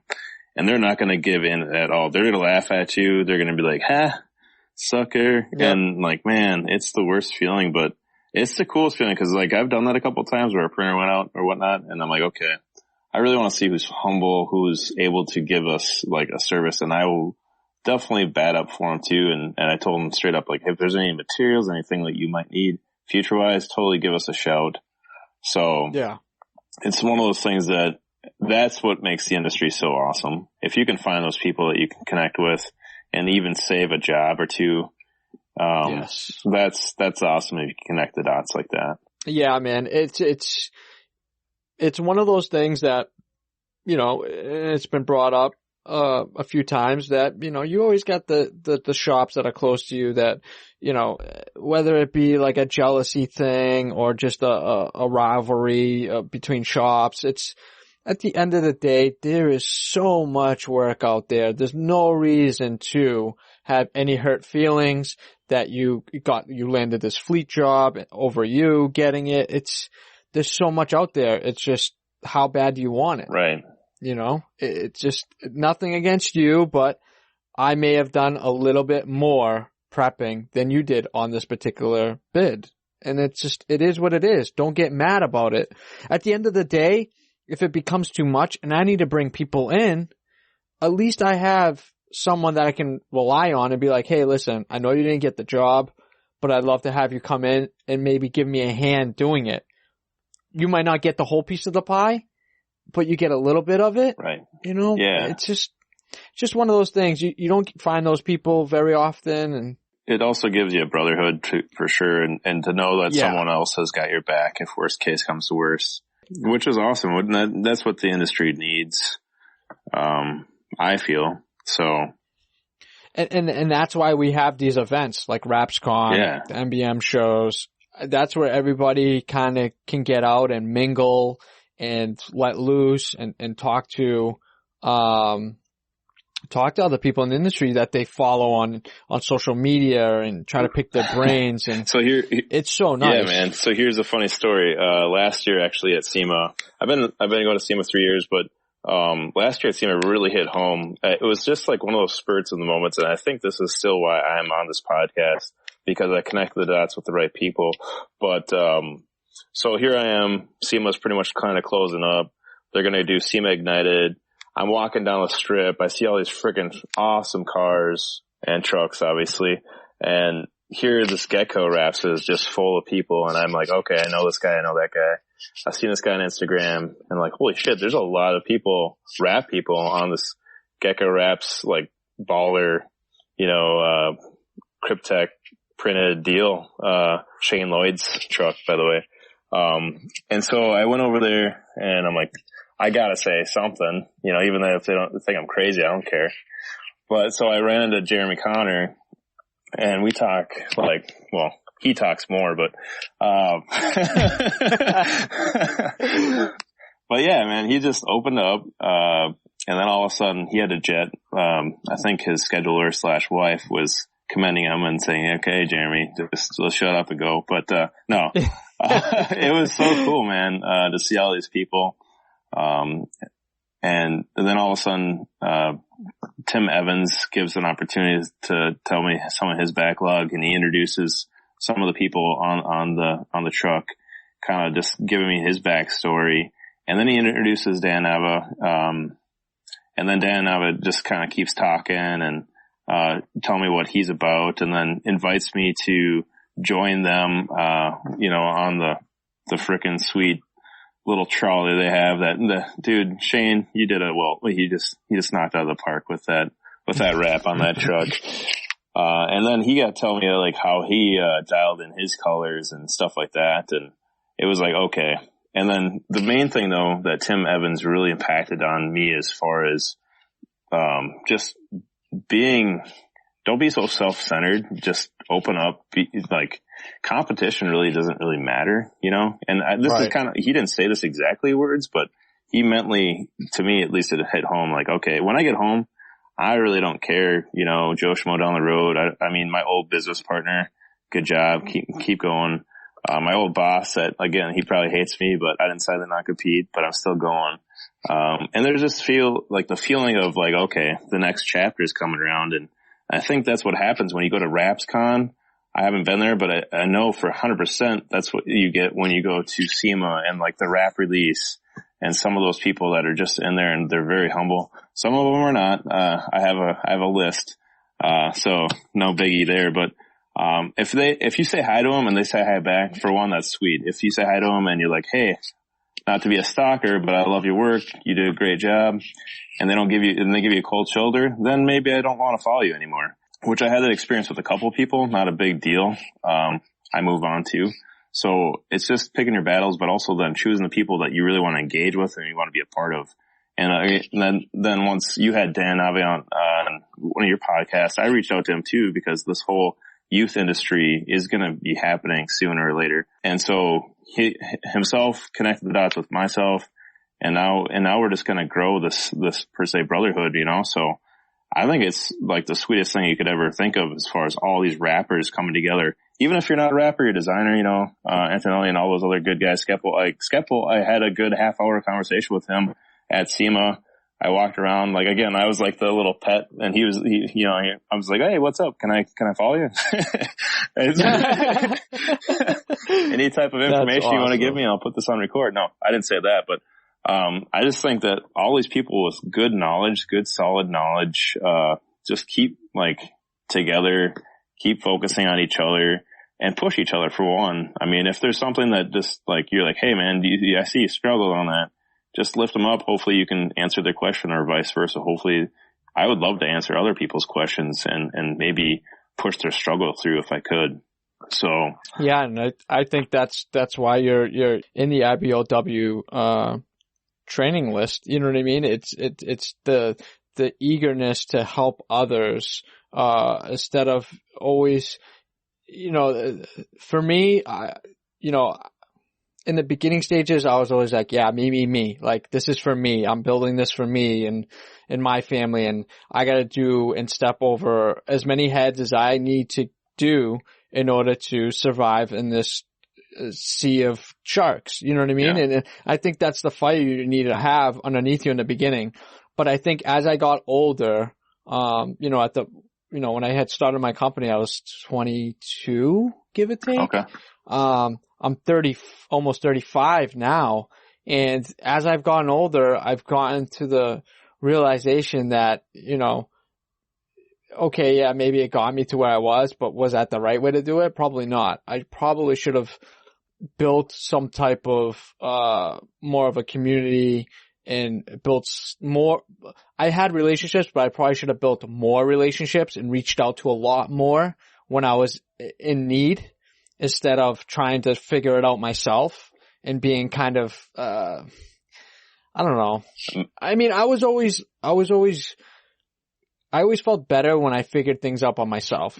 Right. It's not like now where you have so many outlets and so much on the internet that you could just find it in 5 seconds. You have a problem, you could YouTube it and you find the result in 5 seconds. Back then there was no YouTube at the time. You know, there was no outlet. There was Signs 101. And half the time you wouldn't get a response for a while. You know what I mean? Yeah. That's awesome. Yeah, that was the outlet that we had. Forum, yeah, for a little while. And then it became drama after a little bit. Some of it at least. And then, yeah, even saying like that, the Rap Society, dude, like I don't use it enough where I should, but that is a sweet, sweet little thing that, you know, Neil put together, and all those guys that are creatively always on that thing. It's like a lot of time. I think even Dan says he puts 20 hours on different, scenarios to help other people, not just Rap Society, but other phone calls. He even said that some guy called him at 7 on a Saturday, and he even took the call and just, you know, it was a 4 or 5 second deal for him, mostly just to fix it. It was a quick question. Right. But it got the guy through the weekend, and that's pretty cool. I mean, that's taking away your family time, so I don't know if I'd injure too much of that. But if you could, you know, help a dude out and vice versa, then you know that they got your back. Which brings me to that point. You know, IBOW's got that tech support too coming around, that toll-free number. You kind of know a little bit more on that, don't you? I spoke to Dan, recently about it. I know it's definitely happening. I don't know 100%, on when it's going to be launched and how that's going to work, but it's going to be a game changer for people that are part of the IBOW, group, and network, as well as people that aren't, that need that extra help and don't know where to turn to. And sometimes, you know, an email or, a forum doesn't really explain in detail than a phone call might might give you a little bit more insight and you're able to, some people, for me, I'd rather just do a 5-second phone call Right. and I got it. You know what I mean? And to have that for this industry, man, it's just a complete game changer for people that are learning, that are going through that learning curve, or even people that have been doing it for a while that just have a question about something. And that Dan's built this network where everyone has a specific lane, a specific niche in the industry where, you have a printer issue, you can talk to, ABC. You have a design issue, you can talk to, XYZ. It's kind of, he's built such a great network, dude. It's an absolute, need for the industry right now. He's filling in that gap Right. that we need. Yeah. And I mean, I can't say obviously enough to him and what he's doing, but I think all these elements of just the industry alone are coming together in a sweet spot. That's where kind of my main focus is as far as like the youth goes, because I really want to hire people. And I've found, again, like going back a little bit, but training people is just so tedious and so much time consuming that if we can put some little outlet to these, like the younger people, so I don't have to just keep training them, it's going to be impactful so good that I hope that once we get this boundary together, which we will soon, you're going to see some fun opportunities for hiring some young kid that doesn't have a family yet, that doesn't have a house payment, and just has drive. Now you have a game changing weapon at your doorstep. And it's not something where you're making peanuts either. Right. I mean, having that backer, having that drive, and being certified at such a young age, you have now put yourself in a bracket of, if you're a good installer, obviously, but now you've put yourself in a bracket where, you could potentially make 6 figures easy just being an installer. Right. Easy. Yep. How many people do you know that come out of high school that could make 6 figures having some type of craft? I don't know much. No, man, they're gold miners. I don't know. Or gold diggers, I'm not sure who would do that. Oh man. But I know I'm going to bounce a hair just, back to the classes too. Just because I got to give it up to the people that do orchestrate it and such as 3M too, because 3M's got the only die knock, and I really want to get to that one. The only knifeless, training and endorsement. They also have the window film tint, practice and training as well, and qualifying. And so like paint protection as well. So like they have a lot of elements going for them as far as training goes. I don't know enough about to say who does what and what does what, but I do for sure know that if you want to develop your craft in those little areas, I mean, it's sweet. It's like, I'm going to take tinting to the next level. And not me personally, but I'm saying that person could say that and do that.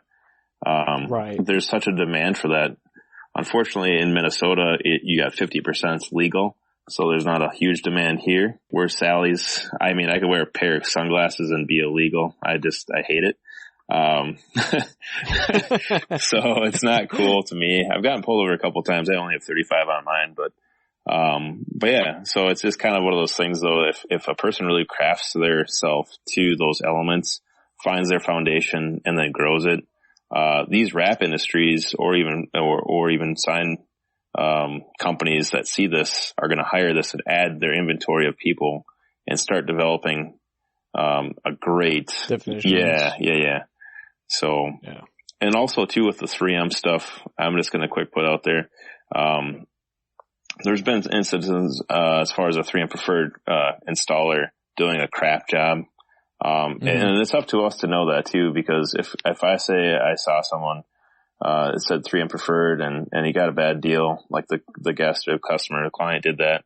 Like, hey, you said it was 3M preferred and he did crap work. Well, it's up to us to let them know, like, okay, can I ask who it was? And then we gotta go through the right process and steps.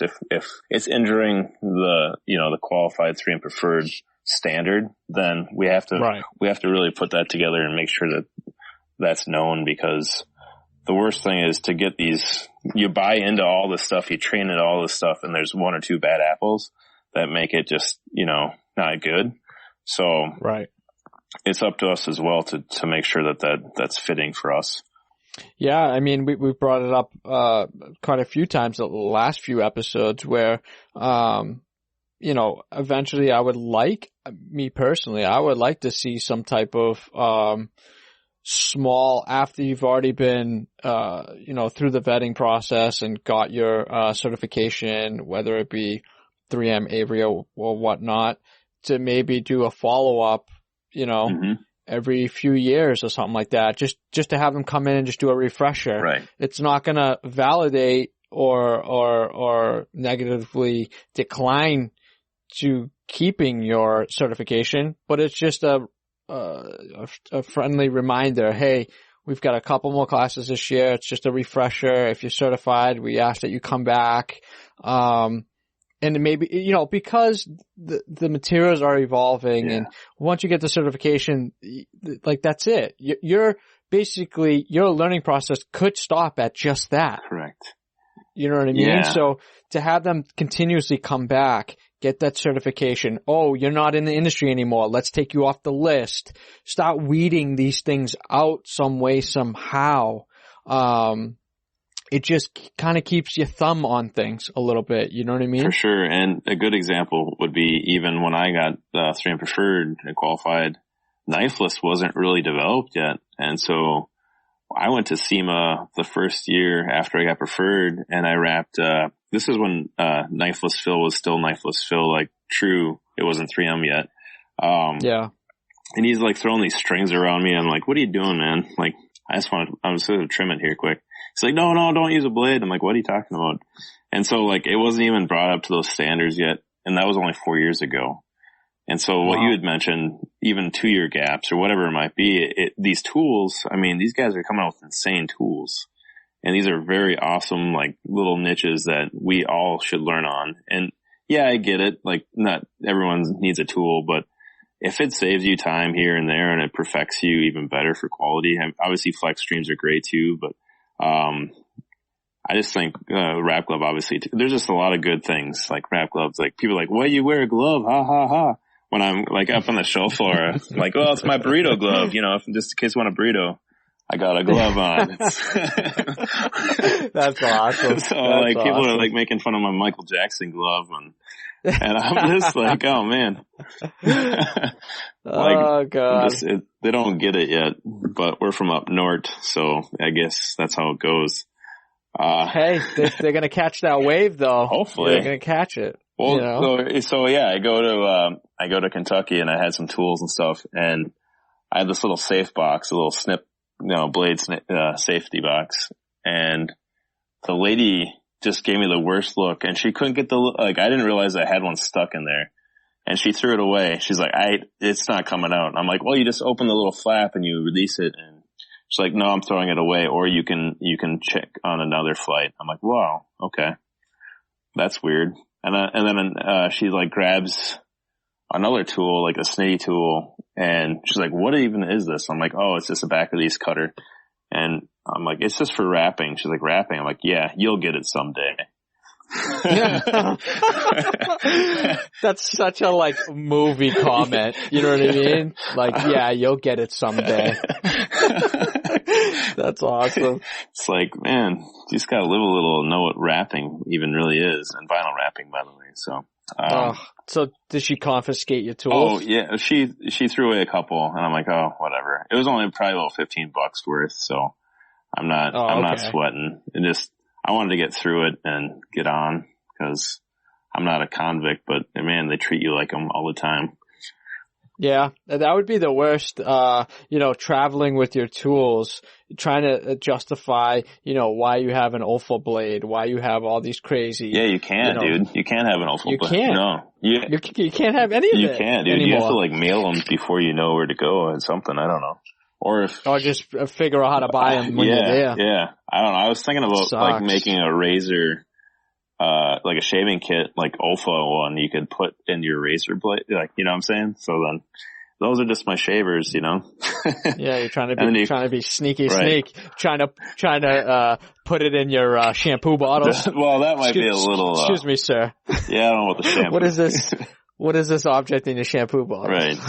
I was just thinking more of like a function. Like, yeah, it's for shaving, and then just clip it out and it's like my Olfa blades are coming out of there. But yeah, anyway, I'm sure Yellow Tools has already got something going on. Yeah, I mean, that would be awesome for the traveling rapper, you know? Right. You gotta have this kit that shields TSA from confiscating your tools. Another one was the magnets, dude. They don't get what magnets are. They're like, why do you have these magnets? And then they couldn't pull them apart. I'm like, well, they're for wrapping and holding. And I was like, well, never mind. I'm wasting my time. Yeah. If you're not buying what I'm selling, then there's no reason to talk about it. Right. No, it's awesome though, dude. Like, just to know that these tools are out there. And I'm still learning a lot of them as well. Even like the buffers, dude, I got some coming now. We did try the banana buffers. Those things are dynamite. We're usually doing like the monkey strips, but the banana buffers are a little more like just high end, and they hold a little bit better. And I'll tell you, they changed my life. Yeah. Banana buffers. The Pain is Dead ones, we just got some of those coming. Cause again, this is where, we're at too, or we're not sold on like one tool and we're done. We kind of want to make sure that we're using the right tools efficiently. So I love like ordering tools, and not like thousands at a time, but just trying here and there's just to see if it's a faster process. Yeah. Do you find yourself, going down a rabbit hole on Amazon once in a while? Not really. I mean, you got the knifeless Phil's got that little kneading tool, which is sweet. You know what I'm talking about? Which tool is that? The kneading tool? I think it's called the kneading tool. I'm probably saying it wrong, but it's got the little point, the little circle point on it. Oh, to kind of flap the vinyl. Yeah, like if you're in a little pinch or a little corner, you're like, oh, you can push it in. Yep. You know, those little, economical deals like that are pretty fun to see. Just because you feel like you're in dentistry a little bit, but. Yes. But you just I was just about to say that. My mom's a dental assistant teacher, and I always like, hey, what other tools to get over there? You're just like, hey, Mom, just bring your tools home. I'm going to weed out what I need here to do my wrapping. Put some Teflon tape around it and color. Pretty good. That's awesome. But yeah, as far as that goes, I appreciate, I can't say enough about your podcast, man. You've been killing it. I've heard so many good things. I've heard all these good, solid people. They seem right on the lines of where the industry needs to be, and you're right in front of them. And I can't thank you enough for all the time that you put into this. This is pretty sweet. Man, I appreciate that. Thank you. It's been a humbling process, and the outreach of people now, levitating towards the podcast. It's to be honest with you, it's been, what's today's date here? The 9th? 10th? It's been literally, 8 months to the day. Wow. Right now, which is unbelievable. I'm creeping up to that 1 year mark, and to see the growth and the support of people that at one time it was really hard to get people to come on the show.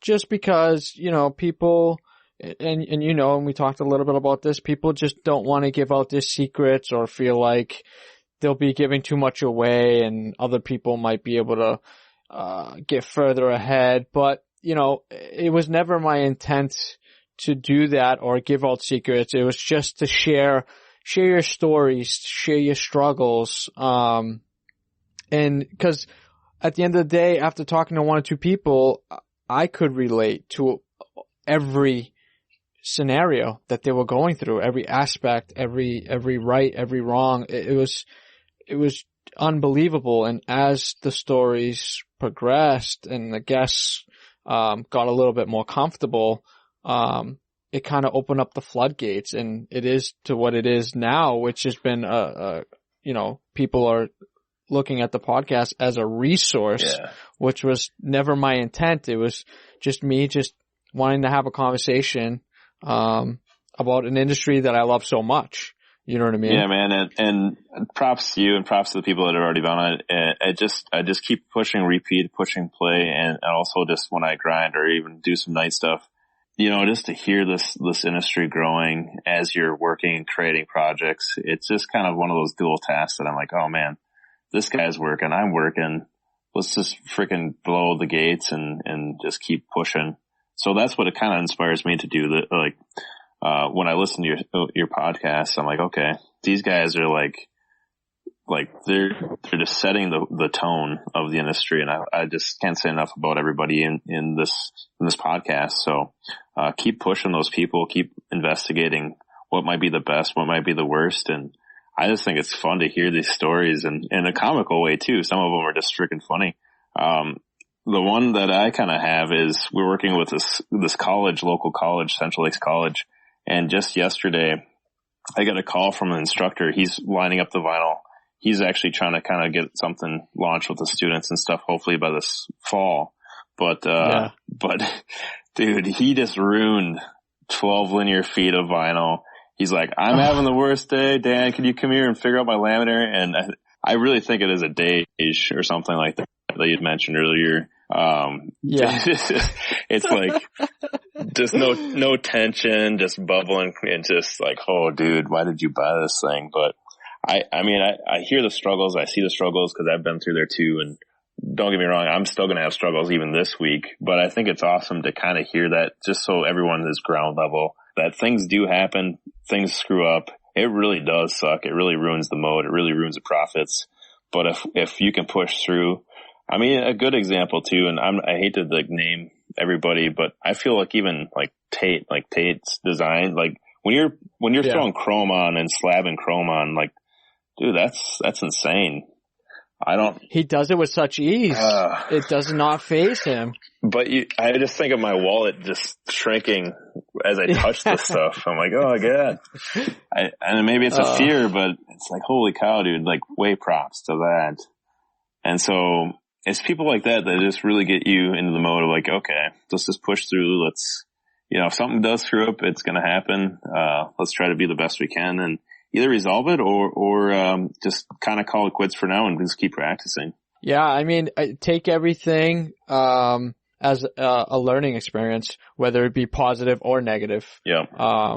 Just know this is a process. This is a learning curve, or it's, don't look at it as that you're losing money, but you're gaining, experience. You know what I mean? Yeah. And I feel like the people around here, again, chrome deleting for us is kind of one of those things that'll never go away. I believe on a dealership level. Because there's still, the industry, everything like that. But I think we're in you're mid-30s, I'm mid-30s. Chrome just sucks to me. Like, not saying it's wraps, but chrome they just come with chrome trim, chrome handles, chrome, maybe blah, blah, blah. And it's like, man, this is not my car. And then when all of a sudden you started like throwing the, chrome deleting it, it's like, okay, now I can finally see the car, not like the shiny crap that's just flying at me. But, so that being it, we've hired probably 2 to 3 people, and in those 3 people, we would try to like, hey man, I still see chrome. He's like, okay, I'll fix it. I'll rewrap it. Okay, fine, good. And then he's like, all right, I think I got it done. I mean, you think you got it done? No, I got it done. Okay, good. Let's go look at it. Oh man, let's bring it outside. Look, you still see chrome there. Oh, all right. Yep. I'll bring it back in. I'll redo it. Like, cool. Appreciate it, man. This is what it takes, but you're going to get through it, right? He's like, yep. And then like the fourth time, it just happens where they snap or something happened. Like, they're like, I can't do it. I'm like, dude, you're there. You're so close to like, that's what it takes though. The patience, the detail, everything to put into this craft is huge, because that slip of the blade, that slip, whatever it might be that you're doing, it's the quality level. that we're really trying to push. And to put that fine detail in such a small aspect of the car, what's going to happen when you got a whole car to do? Right. How many more cuts do you have to do to get the trim around a door handle or a wing or a taillight? You have to have, I mean, everybody's going to have their off days. Yeah. You know, you either had that extra cup of coffee that morning, your hands are just a little bit shaky on that day, but, it's just that high quality. I think if you can do chrome deletes really, really well, it's a very good, least expensive fix for a trainee to continue to redo to get that knife skill and that knife handling precise. Yeah. You know what I mean? Or even eventually knifeless, right? So for sure. Yeah. No, and I agree. Like if you do work on the things, work on the smaller elements, because those smaller elements are going to make you the crafty, like the fine-tuned, detailed person that you should be. If you want to go into the high-end level, that is.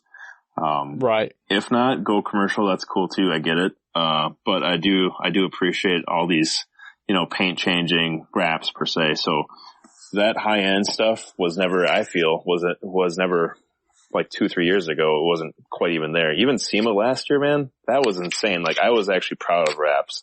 The 2 years prior to that, I was like, oh, I could tell it's pulled up, that's peeling, that's cracking, or whatever it might be. It just wasn't put on correctly, or it was rushed. I don't know. But last year, man, like there was some killer wraps. Like I loved it. And someone's gonna steal this, which whatever. There I was asked, is that paint? That paint? So yeah. I could hear people, is that paint?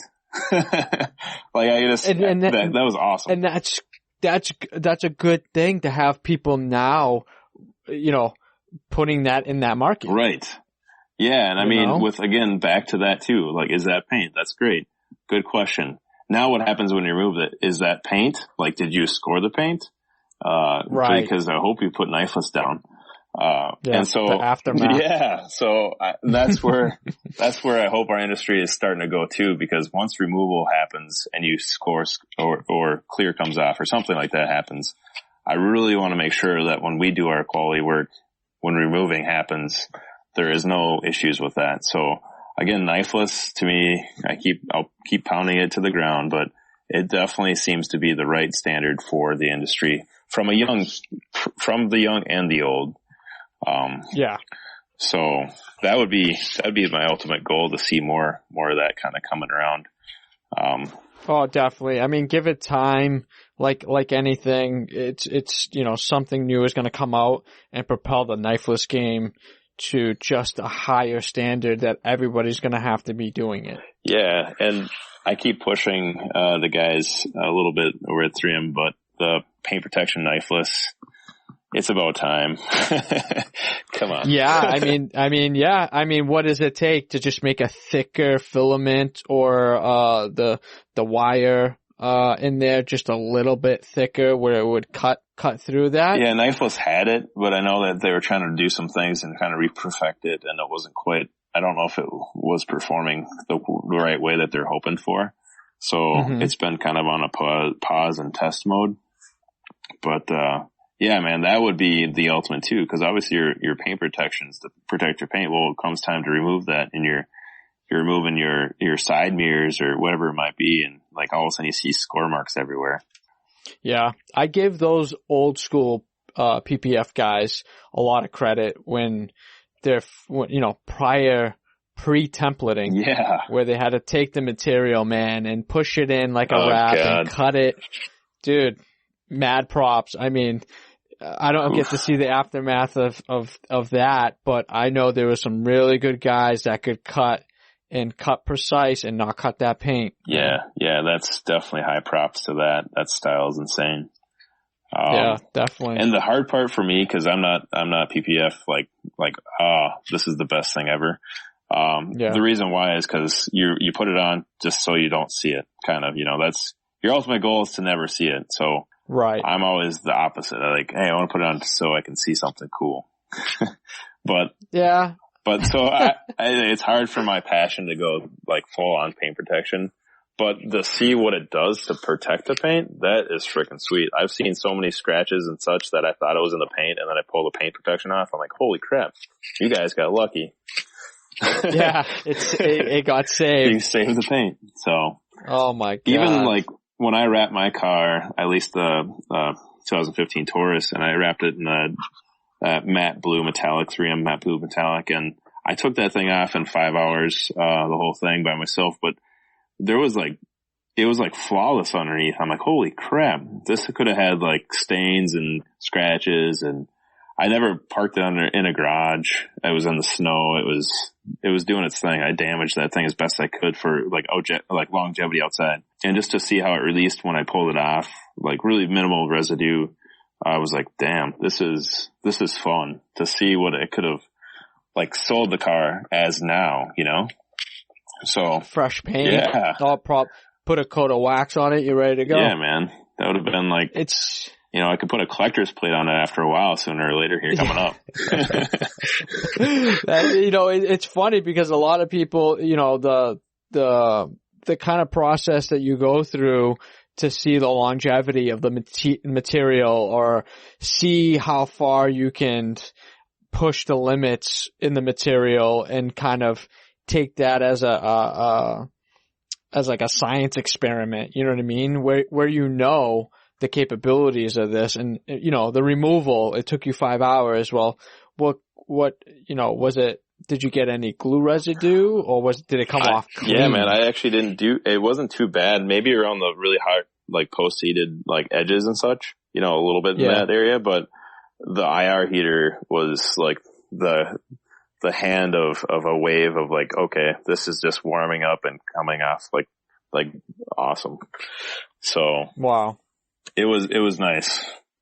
I've heard a lot of great compliments as far as the adhesive, coming off the vehicle really, really well. Very clean removal for 3M. Yeah. And that was again 3 years, tapped it out to 3. And then I'm like, okay, plus my lease was up. So I just leased the car, whatever. Anyway, within most people's desires, after 3 years, you almost want a new car anyway.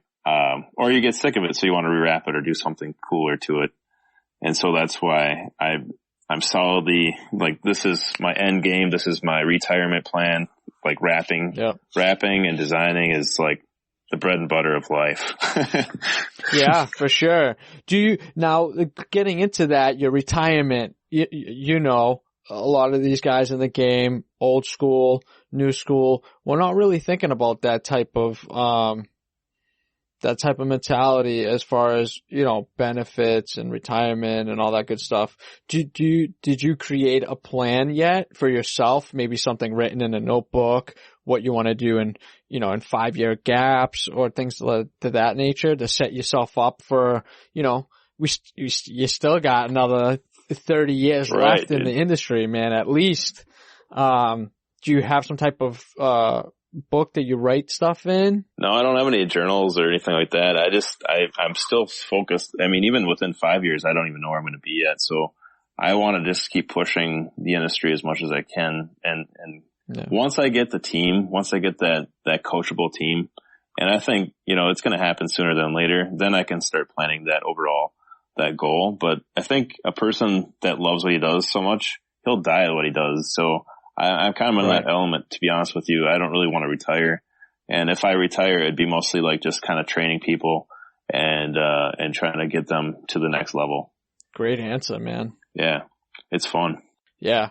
You, for something that you love and that, it's the only thing to kind of get to your max age, so to say, and to pass still doing it. Like, much respect to those types of guys. I actually knew a hand painter that originally was going to hand paint a tow truck. I ended up recreating his design in digital format so I could keep the legacy going. Nice. The day he was going to hand letter this tow truck, he had a heart attack. Oh man. Yeah. Lost lost complete function in his brush hand. Could never paint again. Holy crap. Imagine that. Doing it when you were a child. Right. Painting cars, that's all you knew was hand lettering cars and pinstriping. You know, he was that age, you know, later 80s, you know what I mean? Sure. He was ready to retire, but that was his passion. If he only did one a month, he was happy. That's cool. And to never pick up a brush again, man, that's gotta be the most, scariest thing, to not be able to do the thing that you love. So I almost feel like our industry is going to eventually be there, but say for instance wrestling or whatever it might be, boxing. So now you become a coach, right? So now you get to train people and you get to understand how they're doing it, look at them, see where they're at. And so that's kind of the development of if someone's really crafty and knowledgeable in this industry, that's the next step for them. They should like go into the field of coaching, training, teaching. You don't use your hands as much, but at least you can kind of at least give them a little gateway to the nuggets that they're hopefully gaining and growing themselves. And then you feel like you built a Rocky, you know, like, yeah. Right, right. I love that analogy. So now, like, that's kind of the element. If I were still alive and I had a heart attack, like, hey, all right, well, if my brain works and I can still function a little bit to give someone a little bit of, you know, inspiration, then I'm definitely for that. Yeah. I think that's a great piece of advice right there, to fall into someone else's shoes that are either in the industry, whether manufacturing or training, and just continue that legacy on to provide training, knowledge, more products, whatever. Just keep that going as time goes on. I mean, you've even seen it too, like the vinyls. Are they gonna stop? I mean, this is insane now. Like, I don't get it. I'll tell you. I'm just like... The laminate game now. Oh, God. I mean, you could talk about vinyl all day long. I'm on the laminate game now, man, with this, you know, the new, sparkle laminates, and it's just phenomenal. I said this before, whoever thought outside of the box to be like, listen, I know we focus more on vinyl and with the technology. Nobody else is touching the vinyl, the laminate game. Let's spice it up a little bit. So, yeah, man. I mean, to touch on that quickly too, when I had some leftover wrappable gold and we used it, you probably see it on Instagram, on this little mini truck. So like, what I did was I'm like, how am I ever going to use gold? I'm not Tate by any means, or any of those guys that are killing it in the gold game. And so what I did was obviously wrappable clear came out there, and that's the game changer no matter what you do. Now you have wrappable clear with laminates. Okay, sweet. Let's keep going.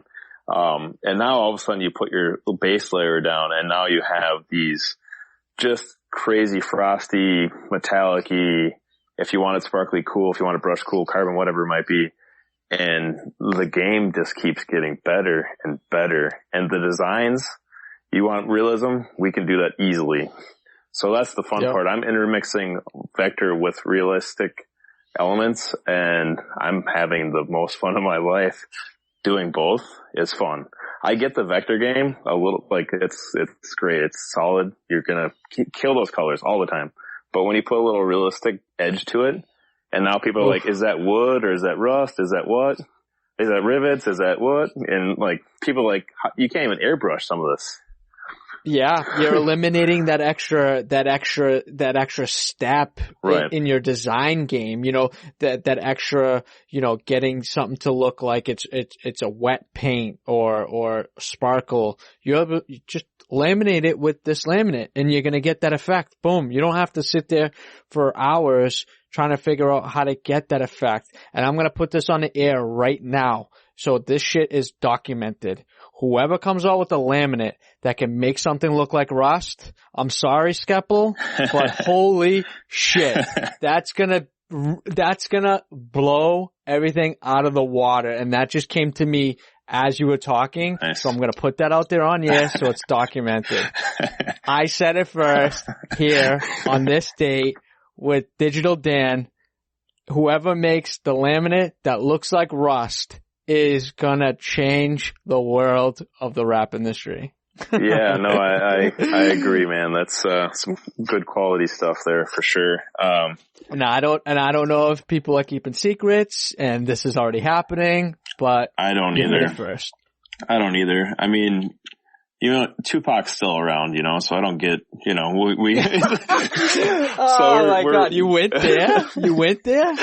You might as well say Biggie's around too. Exactly. You know what I mean? Yeah, I mean, there's just things in the closet, so you never know. Speaking of I've seen Elvis once in a while. Yeah. You know what I mean? Yeah. But no, I mean, even just, okay, so Dan's got this crazy, Dan Elba from IBOW, he's got this crazy, supposedly rapid wash coming out. It's like this insane cleaner. It's going to be UV protected. And it's supposedly, you could do your car with you could do your whole car supposedly 50 to 60 times, in 1 gallon, and 1 gallon costs you about $50, and it preserves the hell out of your wrap. It's not ceramic. I don't know enough about it, but by the time this gets released, there should be some updates and areas to possibly purchase. So that's the cool part with that one. And I think protecting your wrap is huge. So that element's going to climb up the ladder, how to protect your wrap. People are always wondering how to protect your investment. Well, we're saying wrap your car. That protects your investment. Well, how do you protect your wrap? And now all these chemicals, all these cleanings, all this other fun stuff's coming out there. So it will preserve. I live in a state that it's the worst and the best. It's got negatives. It's got muggy. It's got everything. So, rust for sure. I don't need rust laminate. I get it naturally. Oh, salt and all that fun stuff. So yeah, man, the seasons kill it. The seasons kill the cars. I don't even need to design rust. Skep will just come over here and take some photos. We got some fun. Yeah. So yeah, man, no, I can't say enough about the industry. Unfortunately, what I did earlier is I went to SEMA my first year. I got blown away with all these colors, all these concepts. So I was a 3M 1080 baby boomer. I bought, I still have stuff in my shop right now that I'm like, how the hell am I going to get rid of this color? But I mean, I sat on it. So now the coolest part is, unfortunately for the students, but it's going to be good, is I want to just outreach, like you had mentioned, I have roles and things that I want to give to as far as a training course and things like that for the students. So, good opportunities coming up for these kids, good opportunities for the industry. And I mean, yes, it might be old vinyl, but if you get the characteristics and the squeegee pressure and all those other great things down for techniques, you're going to have fun with this vinyl no matter what. Yeah. Yeah. That's what it's all about. It's just getting it in the hands of the youth and let them figure it out. Correct. You know what I mean? Yeah. Give them a couple tools, a couple little tricks.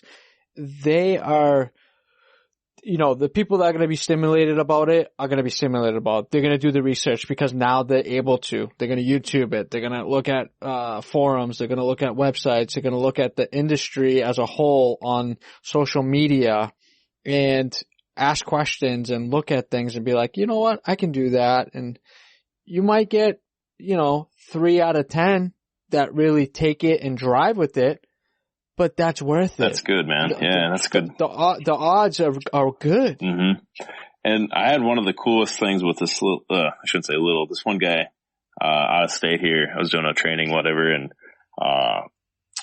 he just wasn't sure if he didn't know where he wanted to be in the industry. So he goes, I saw you wrapping this car in front of me. It just kind of drew me in.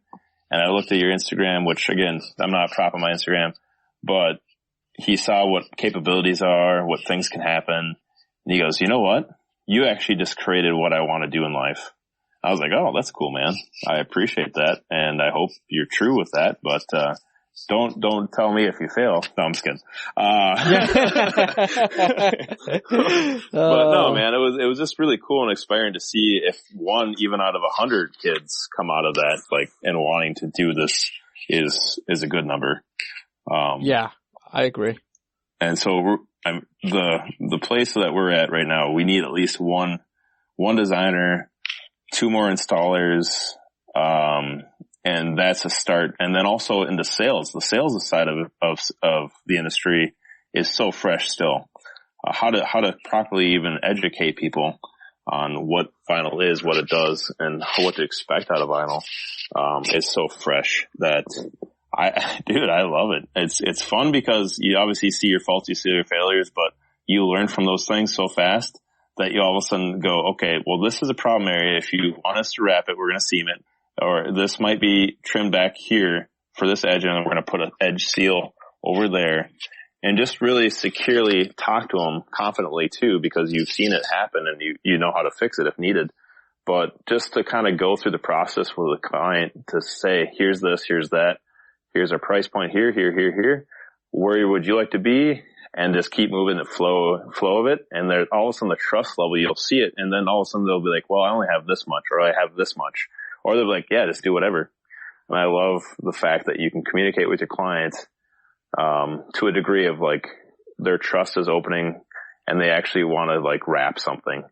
We had a lady with a 2018 terrain, dark charcoal terrain.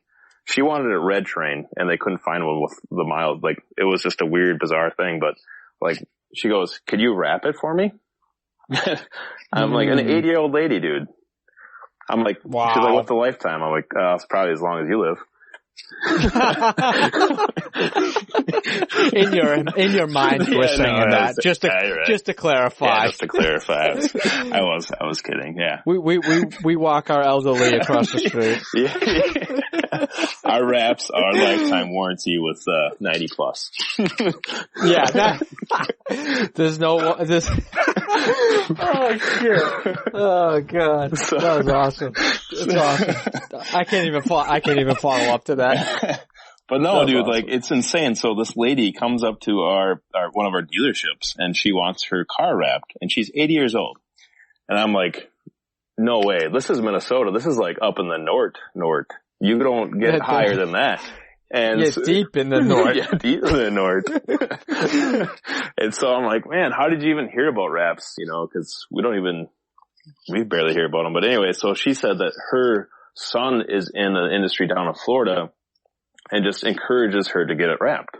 So she's trusting anybody to wrap her car, which is kind of cool, but kind of scary at the same time because you got to make sure that works right.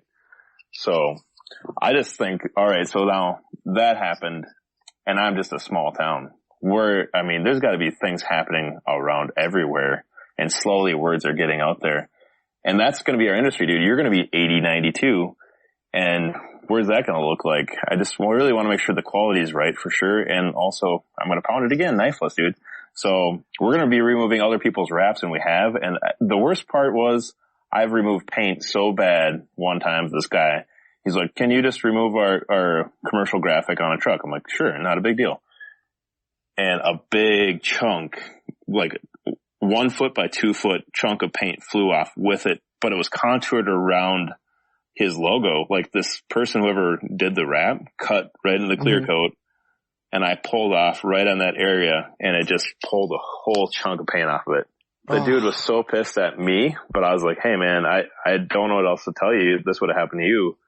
But the hardest part is I don't know where you got this done, you know? And he forgot XYZ. I'm not even going to say the company name, but I'm like, okay, that's hurting all of us. That's not just hurting that company. So again, just going back to the pavement, like if we can get a little bit of control in our quality levels and how we do things, it's going to be so sweet to be able to just comfortably take this off and say, okay, XYZ company did it. I can remove it for you and we're going to be good. Right. There's no underlying issues or question about it. You know, that's ideally that's where we would like to go.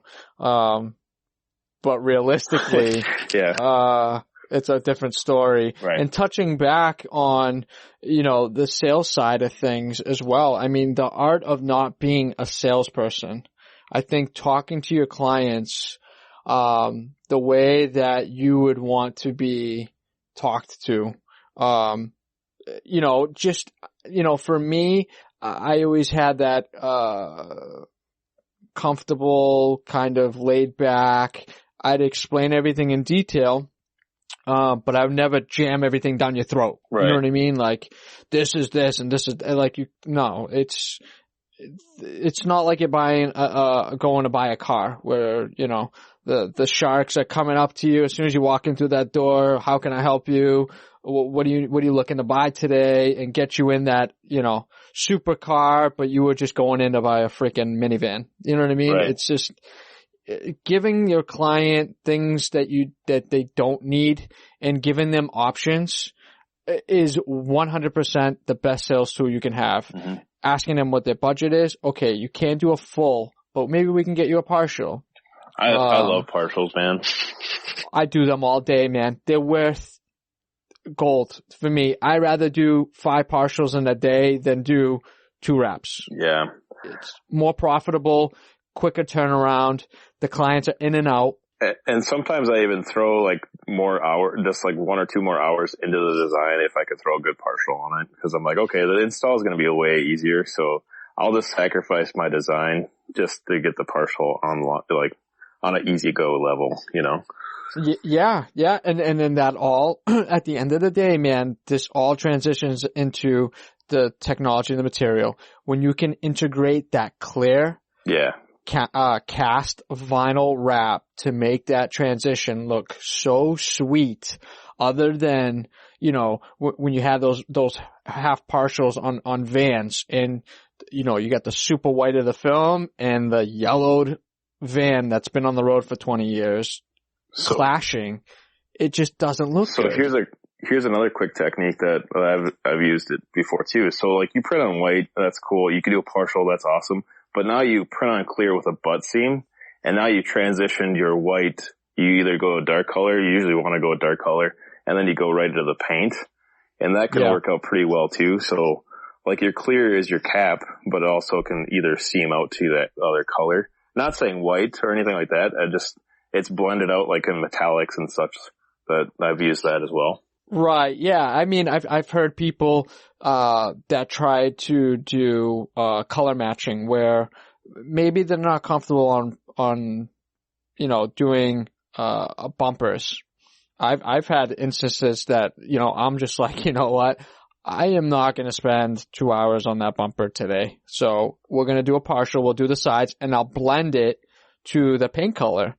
And I would take, you know, on a good day, you know, obviously a sunny day and a dust day, I would take a couple photos of the same placement, put it up on my computer, take color samples from Photoshop and just run a couple of swatches and then take them up to the car and be like, okay, if I go a little lighter, a little darker, or this one might work, and just trial and error. Yep.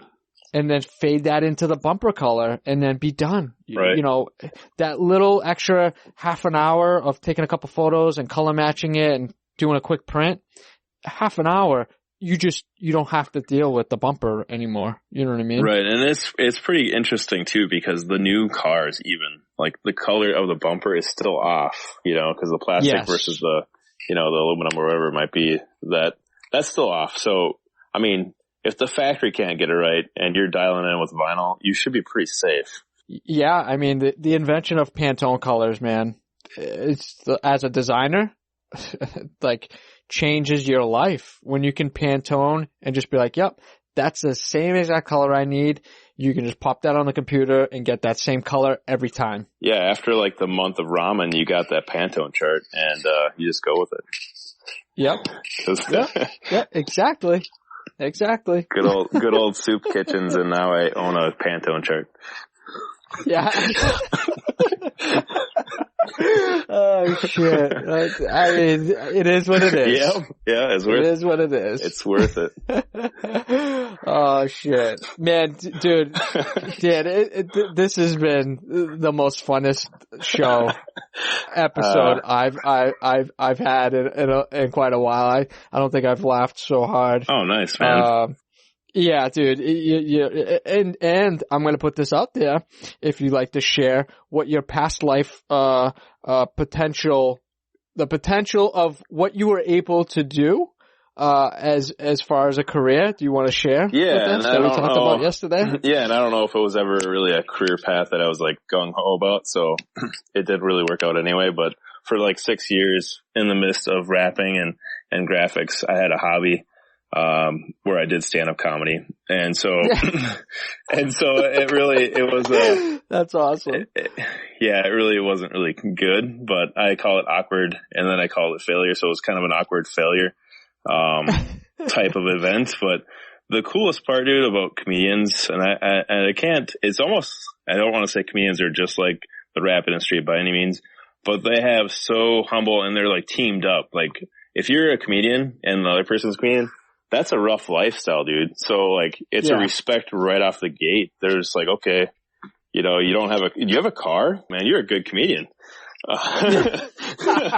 What, you don't take public transportation? Yeah, dude. If you have a car and you're a comedian, you're pretty much like pretty good, you know? And so that's awesome. And that was from the cities bound. So I was never rooted out down there, but it was a pretty fun experience. And I booked a lot of comedians and I love the laughter, and laughing is part of life. And you should have that. Agreed. And so definitely agree. And I still do that. I DJ weddings, and I got a couple this weekend and stuff that I do. And it's just a fun passion to see that environment and see those memories that you can create. And I feel like the same way with rapping is the same. Like I've had people cry when they see their projects, and not a bad way. Like I ruined their car, but they're like, no way, that's my car. I'm like, yeah, man, we put some hours into it, but we got it done. And it's just fun to like see that embellishment of what you can create with just vinyl.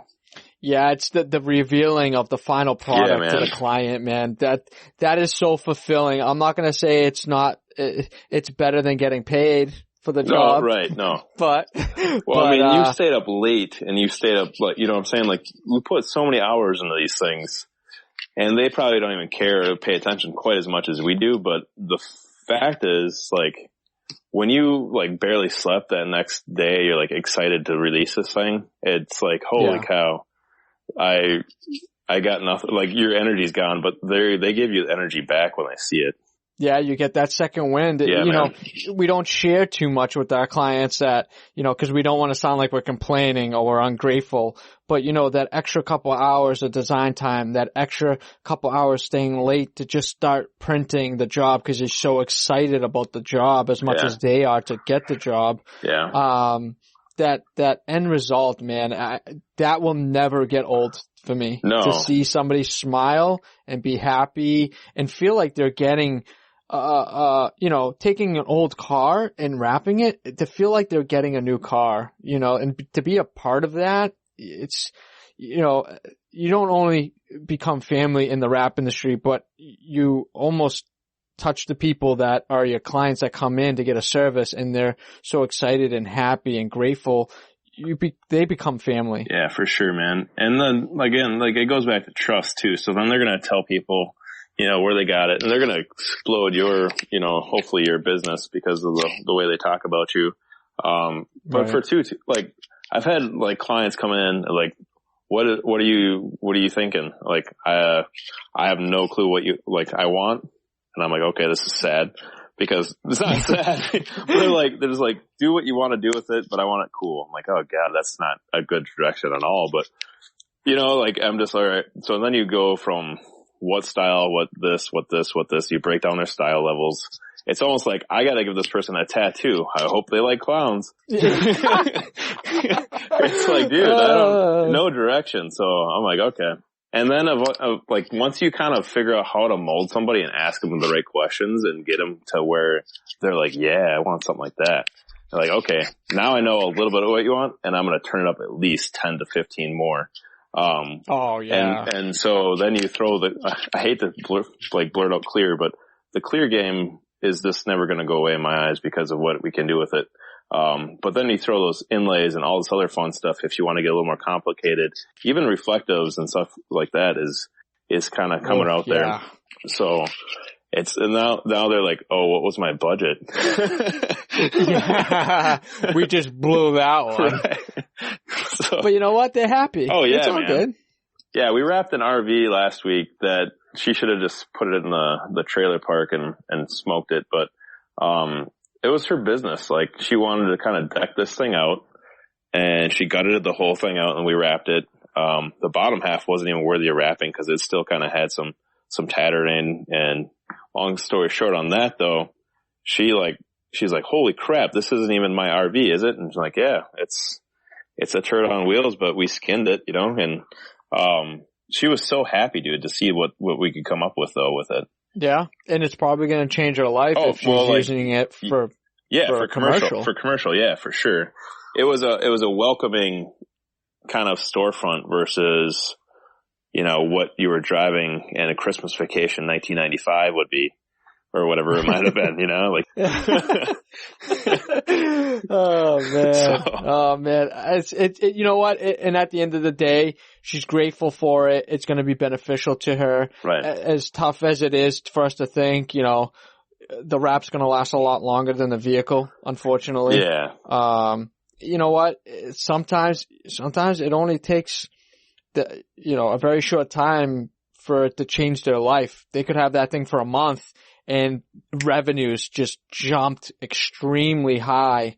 And they're able to buy a new one. Yeah, for sure. What's your fastest, do you know this, what's your fastest client success story? Like when they got it wrapped, what was like, they call you and like, hey, I got this from this this wrap. Do you know that answer? I'd probably say of one that I could remember. That's a good question. So, I'll let you. I don't know. Tell me yours, and I'll think so about mine. This was probably 10 years ago. We did like this half wrap for this propeller place that fixed propellers on boats. He like got out of our driveway, turned right, and he got a phone call, and it paid for his wrap that first turn. I was like, he was like, yeah, I just got a phone call, and he's got a boat dealership that has needing prop repair. I'm like, damn, that was pretty sweet. I'm like, wow. And they called you right away? They called this guy right away after we wrapped his car. Like he turned to right and then he went on the main street. And then within that right hand turn, he got a call from the boat dealership that saw his half wrap and saw prop repair. That's insane. I was like, man, I don't know a faster advertising success story than that, but that was pretty good. Hey, you know what? And it's worth it to him. And if his fleet continues to progress, he's going to continue to come back to you. For sure. For sure.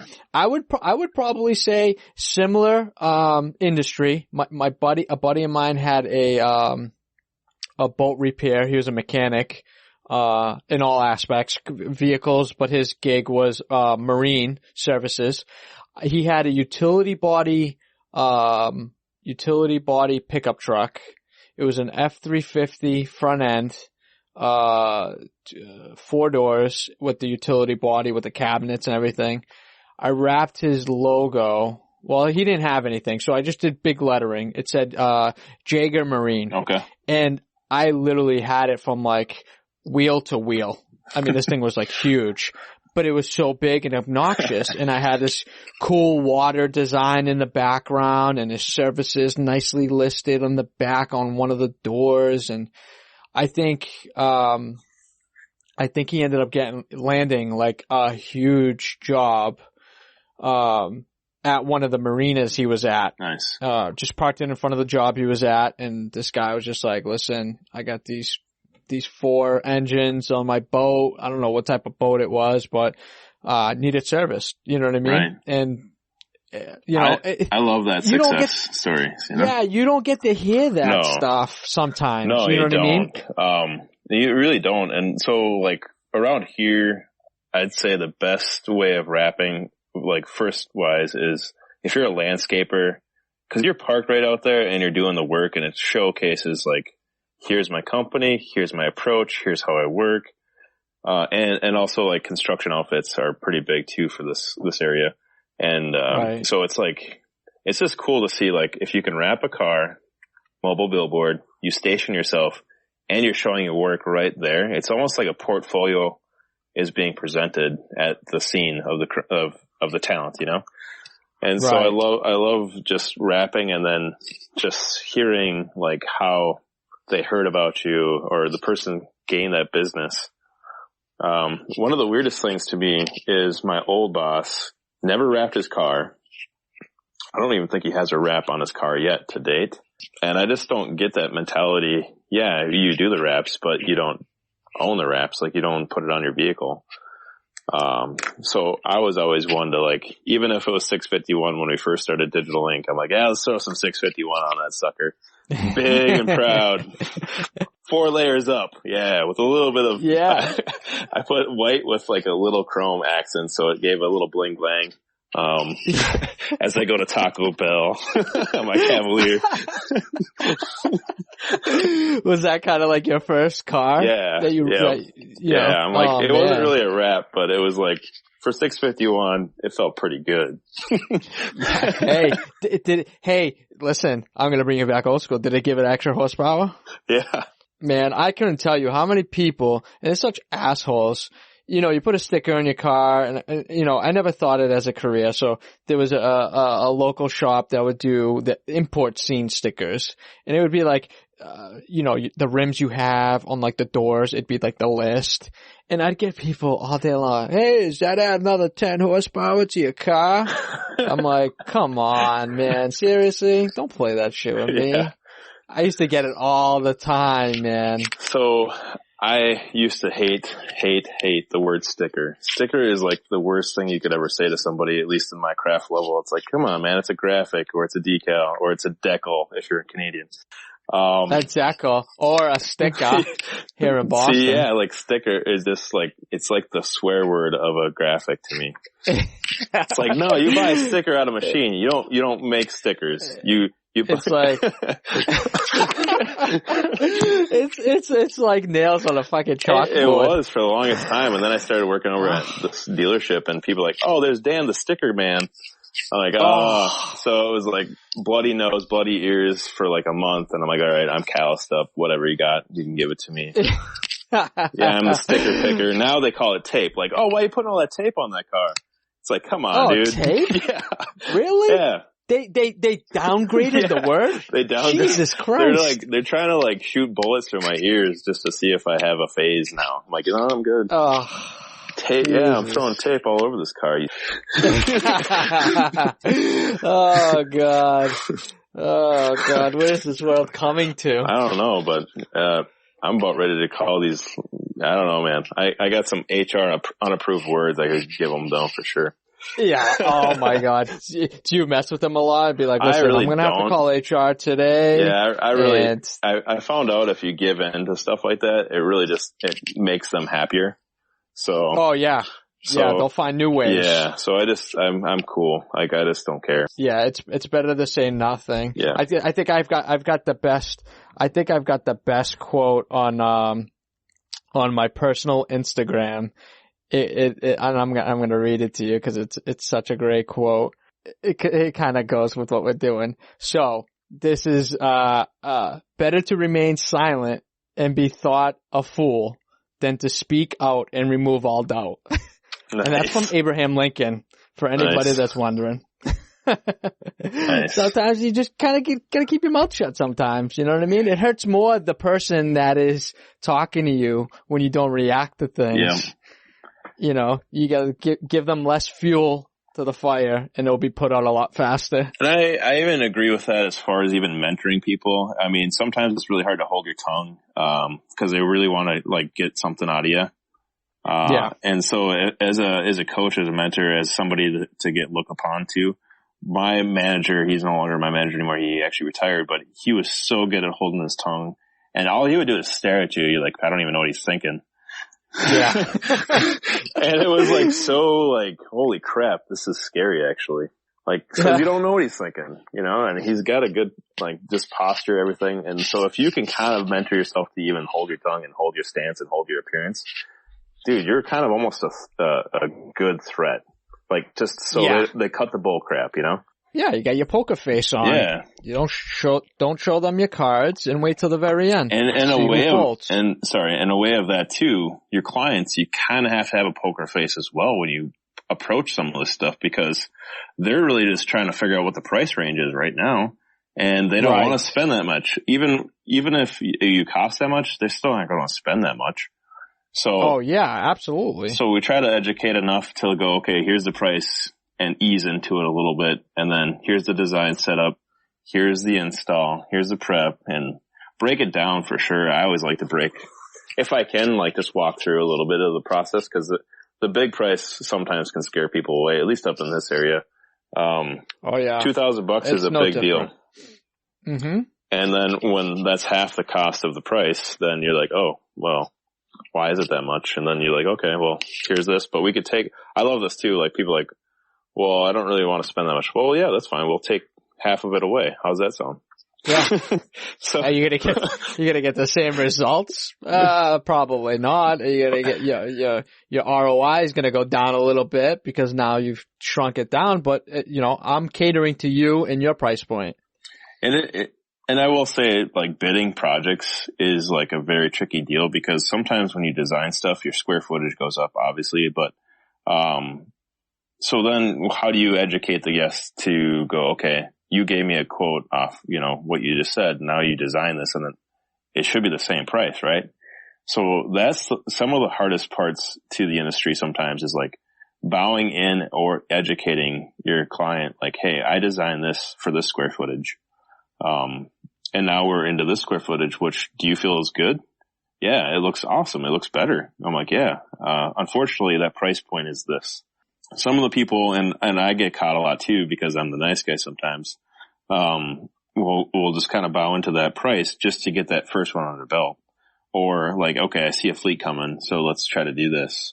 And that can injure the whole industry, to be honest with you. So, that's where you can kind of see some cutthroating going on a little bit, which it is unfortunate, but I think some of the newer guys or even older guys, they just don't understand, like, you can upgrade your price after you quoted it. You just got to communicate correctly. Right. Or it's, I've gone into the dilemma where it's false promises. It's like, yeah, we'll guarantee you 30 cars this year, blah, blah, blah, blah. Right. You get to the end of the year and you only did fucking 10. Yeah. It's like, dude, I quoted you on 30. Something's you gotta, it's a give and take here. Right. I can't give you a fleet deal based off of 10 as I am the same at 30. It's, two different spectrums. It cannot be this. Right. You know what I mean? Yeah, for sure. Do you have contracts then? Yeah, you gotta have contracts. Absolutely. I mean, I've gotten to the point, and this was in the beginning processes where I didn't have contracts. So things get misconstrued. Emails may have gotten lost. You've been there. Oh yeah. It's, you gotta have everything written down in paper, documented to save you from getting screwed and to save your client from screwing you. Yeah. It's just the name of the game. Those are the types of processes I would like to help people produce right from the get-go, because you don't want to go in and learn that hard lesson right off the bat. That's a tough pill to swallow especially when you're talking big bucks. I mean, you could close your doors because of one bad deal. Right. It's not fun. Yeah, and I think, wasn't it Chuck talking about something like a huge dip, like, I don't remember how many thousands of dollars. It was a job. Yeah, it was a job. It was a gas station job, and he got the last job up, and he was waiting for payment, and the guy's like, I'm not paying you when everything's all done. Yeah, man, that's for a mom and pop shop, like devastation 101. Yep. It could drown you really fast, and I think, to protect you and to protect your client, mainly to protect you. Right. At the end of the day, especially if things go to small claims, go to court, having things documented is high priority. Mm-hmm. High priority. Get that signature, get that okay in writing. Never take somebody's word. No, you're good. No, go ahead. No problem. Yeah. And those are the ones that are going to bite you at the end. Yeah, dude. And like, so there's been so many times, and I bet you can say yes to this, where clients will go like, yeah, just a roundabout. Just give me a ballpark. And like, they keep pushing you into this corner, like, so you verbally have to say something. And like, to be honest, I would love to just so you get the best deal, I'd like to sit down and get this figured out for you. But I'll try to demeanor it like within the next, say, like that day, Right. So if you can get it within that same day or faster turnaround is best, but, if there's any lesson that anybody can take, amongst the many we've already talked about. This one thing, cause we're creeping on 3 hours, dude. Yeah. We're killing it right now. It's great. I love it. And it's all great content. If there's any little piece of advice I could give, know that when you give out that first number, that number is tattooed, engraved in stone in their freaking mind. They will always relay back to that number no matter what. Never give them that number, man. If you know it's going to be 1,500, don't tell them 1,500. Overshoot it. Give yourself a buffer. Yeah.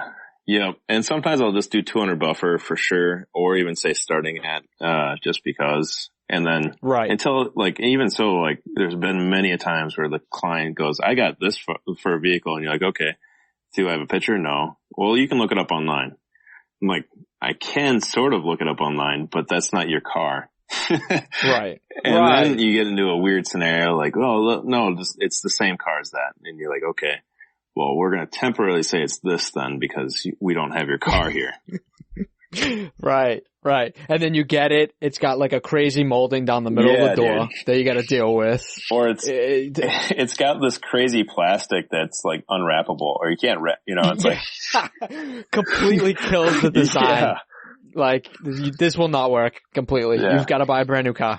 I had one that had like spray bed liner on the bottom rocker. I'm like, okay, that's definitely different than this car I looked at. Oh like, my God. Dude. Yeah, or they bring some, they've got like these crazy patches on it. Oh, you can wrap over that. No problem. Yeah, go ahead, right ahead. So I always wanted to make it, I'm sure people have made tons of these like Band-Aid, like just bigger size Band-Aids, bigger size whatever it might be, scratches, whatever it might be. So, whoever's doing that, keep up the work. I love that idea. I just think that would be the best for everybody to have like kind of a dummy sword just to fight them off with.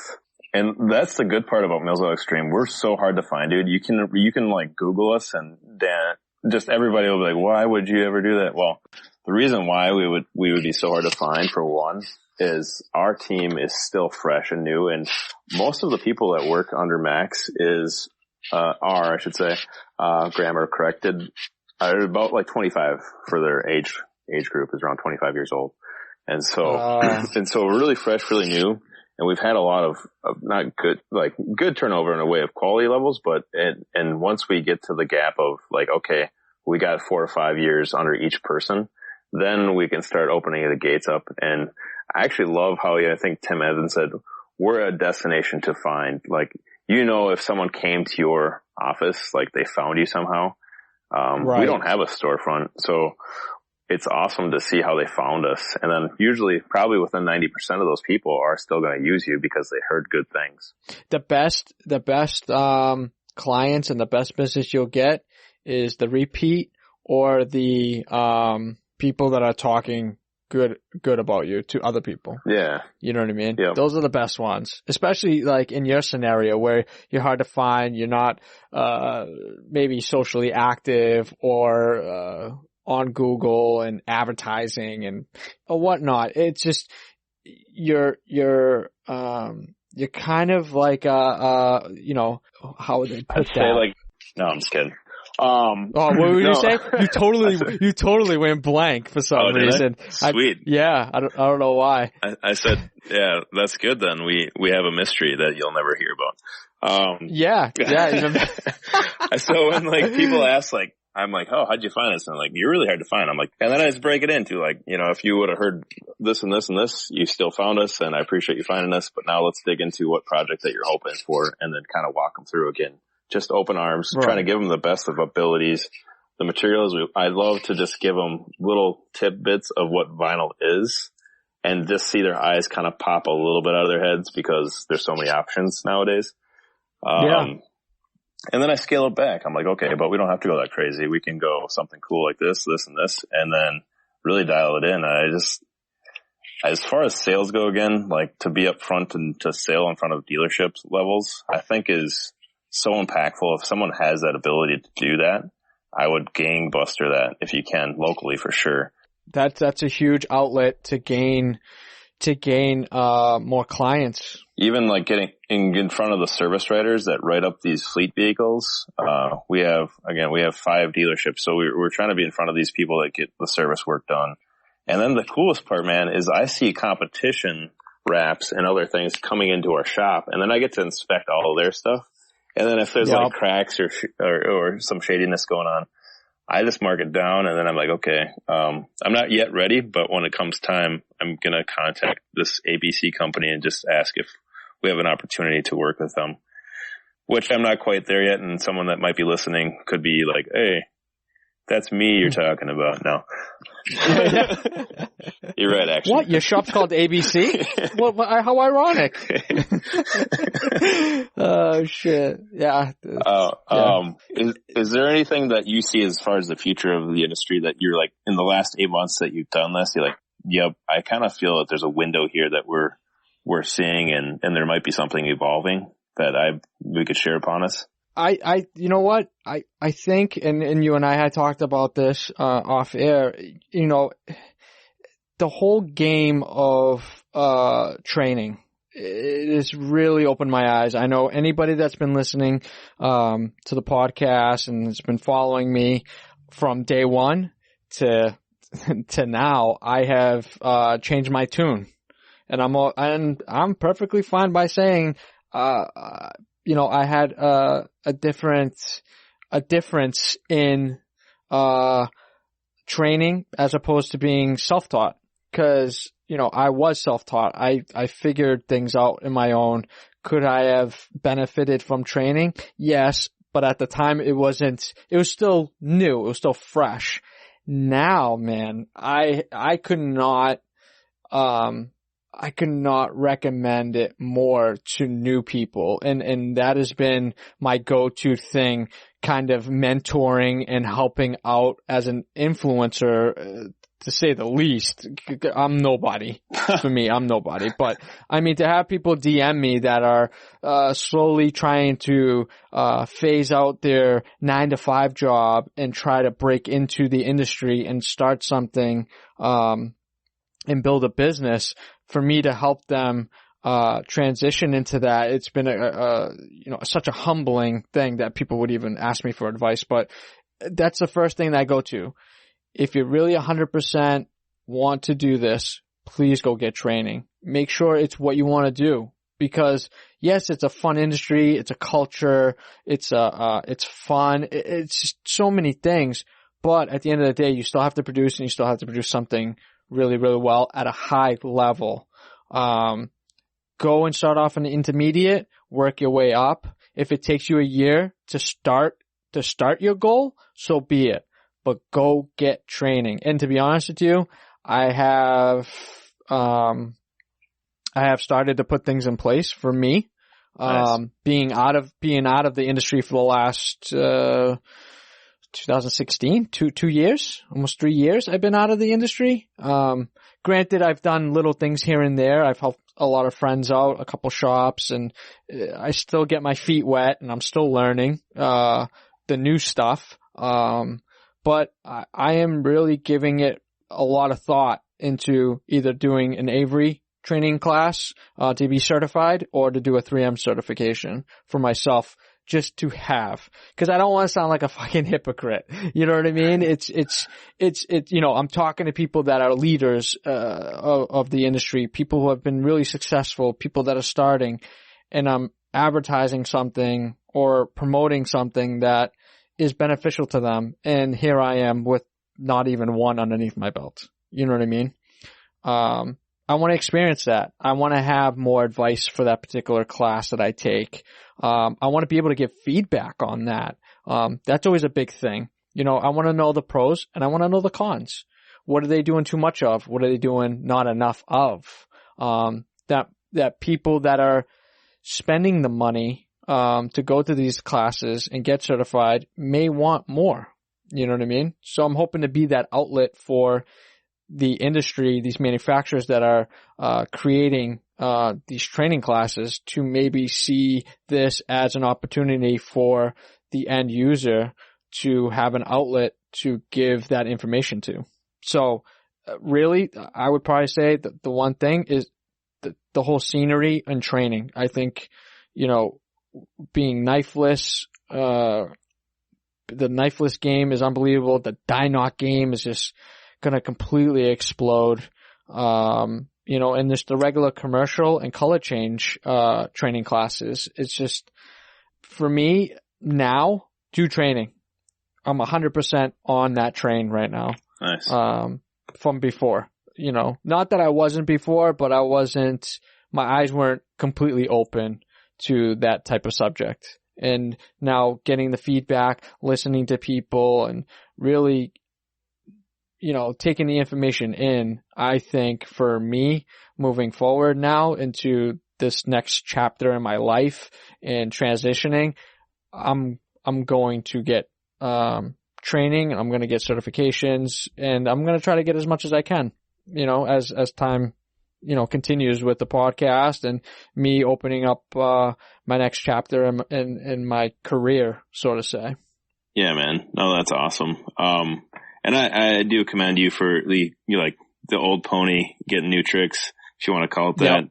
Yep. You do see the wave, and then it's not even a trend. It is the way of the industry. And I love how Dan Nava said, we owe it to our clients to get this training to make sure that our performance is up to the standards that they're paying for. Otherwise, if we're doing this just for fun and maybe some side cash, I don't think that person should be in the industry in a serious level.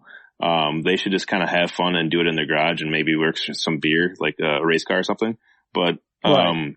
But other than that, man, like we're really trying to put the rap game to a level of making sure, again, if we're removing this rap and someone else did it, I really want to be confident on like saying this investment was great. It protected your paint and all this other good stuff that has this rewrappable elements to it. And we can go into primer and stuff, how bad that is as well. But I want to just let, like, the cutting of it is like the number one. I always tell my guys, I'm like, hey, if you put vinyl on your arm and cut the vinyl only, then you're good. Right. And 90% of that, they probably wouldn't try, but I still want to see it sometime, and I'll do it off the clock. So it's not under, code, but, yeah. And it's out on the sidewalk. Oh, yeah. Out on the sidewalk away from the facility. We got ourselves a cutter. We got ourselves a bleeder. That's awesome. And then back to the training, man, like it's cool. Like, and I give props to everybody. Like, I don't even know enough about Orful, which I commend anybody that's going into the industry and changing things. And even Hexus, I got a guy that wants me to install some Hexus. I don't really know anything about it, but I'll try it. I'm telling him like, hey man, I'm not there to just provide you with all like levels of vinyl, but I will try it and I will do my best. I hear you have to post heat it right away, every panel first possibly. And I don't know enough about it. So I really want to make sure that when I do stuff, I communicate to the client right up to the front, because the worst case, you say something and it bites you, then now you're working backwards way too fast. And so if you can get those training elements, going even to 3M, like they got that mobile training vehicle. This thing is so sweet, man. I got to do a little walkthrough. They did like a little, open house, and, I even saw little Blake from Remix Raps and his apprentice. He friggin' won some vinyl, cause he's gamer like that. It's like, I'll just take this matte black, full roll of matte black home and make a ton of money. Sweet. And I'm like, I'll take this bobblehead of Marcio, and he's my spokesman now. Every time I ask him questions, he says, yeah. That's awesome. But either way, like, so 3M's got this training unit that it freaking expands out like an RV, slides out. And on one side it's got classrooms, so you can have up to 12 people per class. It's a 3-day course. And they typically have 2 instructors. One or two instructors do fly in, the right preferred advanced trainer and 3M trainers. And then another sales rep to help the knowledge of the technology of the films, all the characteristics, just kind of giving you layout of what the 3M brand is about. And it's just for advancement. Either it could be a student level, or it could be a dealership level, or it could be a distributor level. So I don't know enough pieces about it, but I think if you went to 3mgraphics.com, there's a little more information on it. The facilities that they have though, man, I don't know if you've been to any facilities where they do 3M training. Florida, Texas, California, Kansas.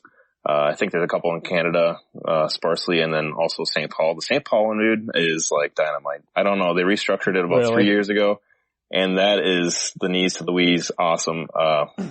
Yeah. Yeah, you'll kind of bow down when you get like, yeah. I don't know why. Yeah. It's just really clean, collective, and the elements that they have in there is professional, which I love. We're in the industry now. Again, like I say, we don't need to have dirty knees when we walk into the door. Unfortunately, my team thinks they have to. I'm going to give them some cut off Zubas and just tell them, here you go, man. You earned it. But yeah, man. Shit. So again, this training vehicle is kind of flying around the towns. Look for it a little bit more. I strongly believe that training is on the top of the list if you really want to get in your game. Agreed. Even if you're an old class guy, I mean, what's the difference? You spent a little bit, yeah, but you should have a little bit now that you're older. Just to give yourself a little vacation and then learn. And the coolest part, dude, is I've connected with more people through training. I think Jeremy Connor might have even said this to me. I'm not sure, but, you connect with more people and earn respect through this training that you do. And you get more ground almost on the connections you make than almost the techniques you take. And so the crazy part about that is, like even this podcast and everything else, you connect with so many awesome people when they go to training because they're there for a reason. This isn't no game. This is like changing it. So we're trying to all figure it out together. And I love that part of it. Yeah, it's bringing everyone together and closer some way, somehow.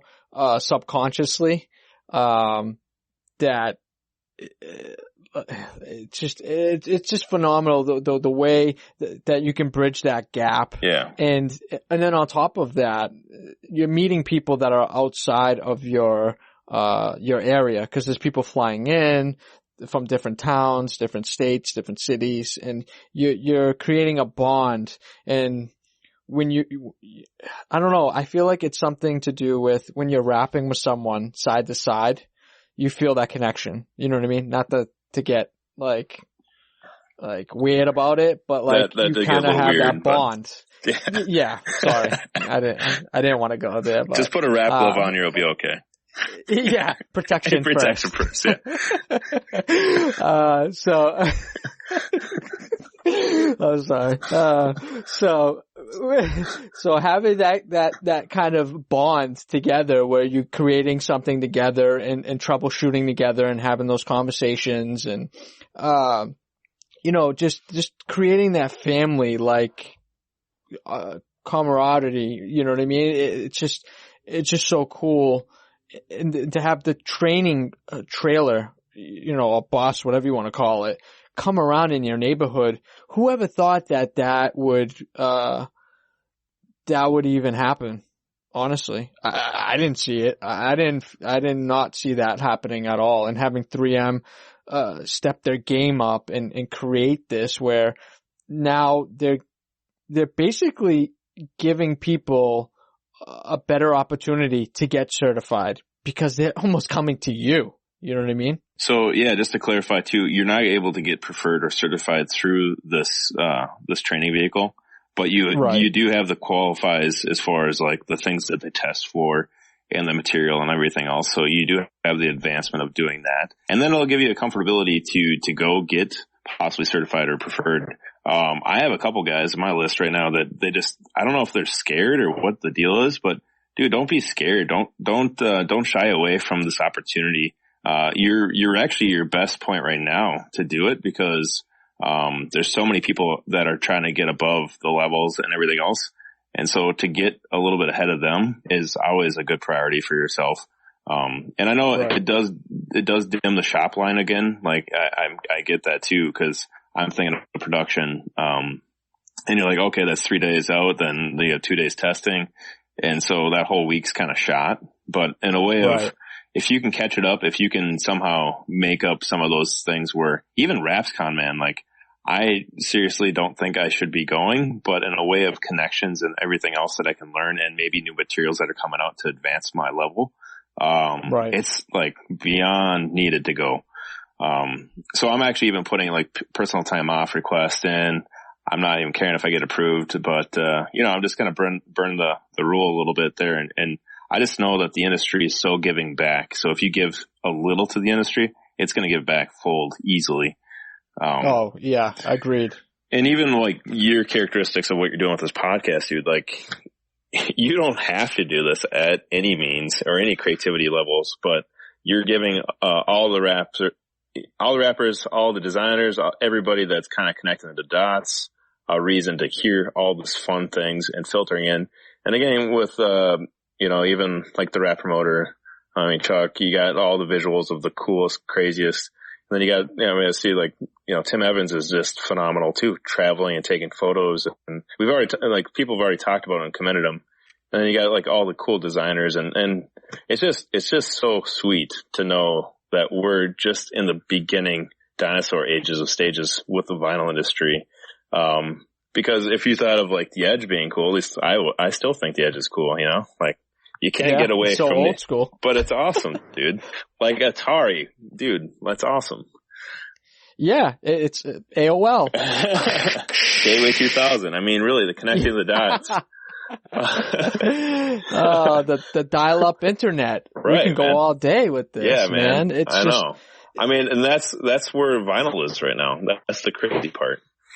Yeah, man. I think because you and I are similar ages, being an 80s baby, growing up in this era right now, I think has benefited people like you and I now, because we have seen this from the infancy, where internet and phones and technology and all these different aspects of life now, that if you take those things away, unfortunately, it hinders us. Yeah. You know what I mean? Yeah. We take advantage of these things every single day. Well, you were even saying, when you try to get into this industry, you were looking at the phone book and like numerous pages of the phone book. Like, right. You don't need to even come close to that nowadays to just even jump into it. And no, you can look at the phone. Yeah, man. It's so advanced, so fast. And I think connecting the world even now, you could travel so fast and so easy to get a job. And that's super awesome. And you had mentioned this earlier. If you have like zero, like no, like I shouldn't say family, but if you have no kids, no house, no strings, man, just imagine the fun you could have right now doing what you want to do, living what you want to do. And also like going to different countries and learning the craft of their style. I mean, yes. That Joffrey, right? Joffrey. Holy crap, man. Pro Reps. Yeah, dude. Like I wouldn't mind just hanging out and staring at his style for a while. Oh man, he's probably got a plethora of techniques and systems, and it's just him and his wife. I'd be that weirdo though. I'd be like, hey, Joffrey, and he'd be like, who are you? And I'm like, are you biggest fan? Yeah. Oh shit. No. Oh man. And you'd have to get down to his level. Dude, I did that at SEMA. I got a picture with him. I should put it on my gram, but he'd be like, yeah, another stalker. Yay. You know what's even more humbling is when you go to these types of events, man, and I know it's probably going to happen to me at some point. It will happen. And it's overwhelming. Like I said before, man, I'm just nobody. I'm just having fun talking to people and trying to give as much value and information about the industry as much as I can, and to show up to these events and have people like kind of say, hey, know me by first name. Hey, Jeff, what's going on? Love the part. It's just that to me, man, like it just makes me feel good. Yeah, you know man, what I mean? For sure. And as it would anybody else. Yeah, you deserve that though, to be honest with you. So, that same instance happened with, Chuck Cordy was rapping at the KPMF, SEMA last year, and I did one of those creeper things again. I don't know. I'm just good at it.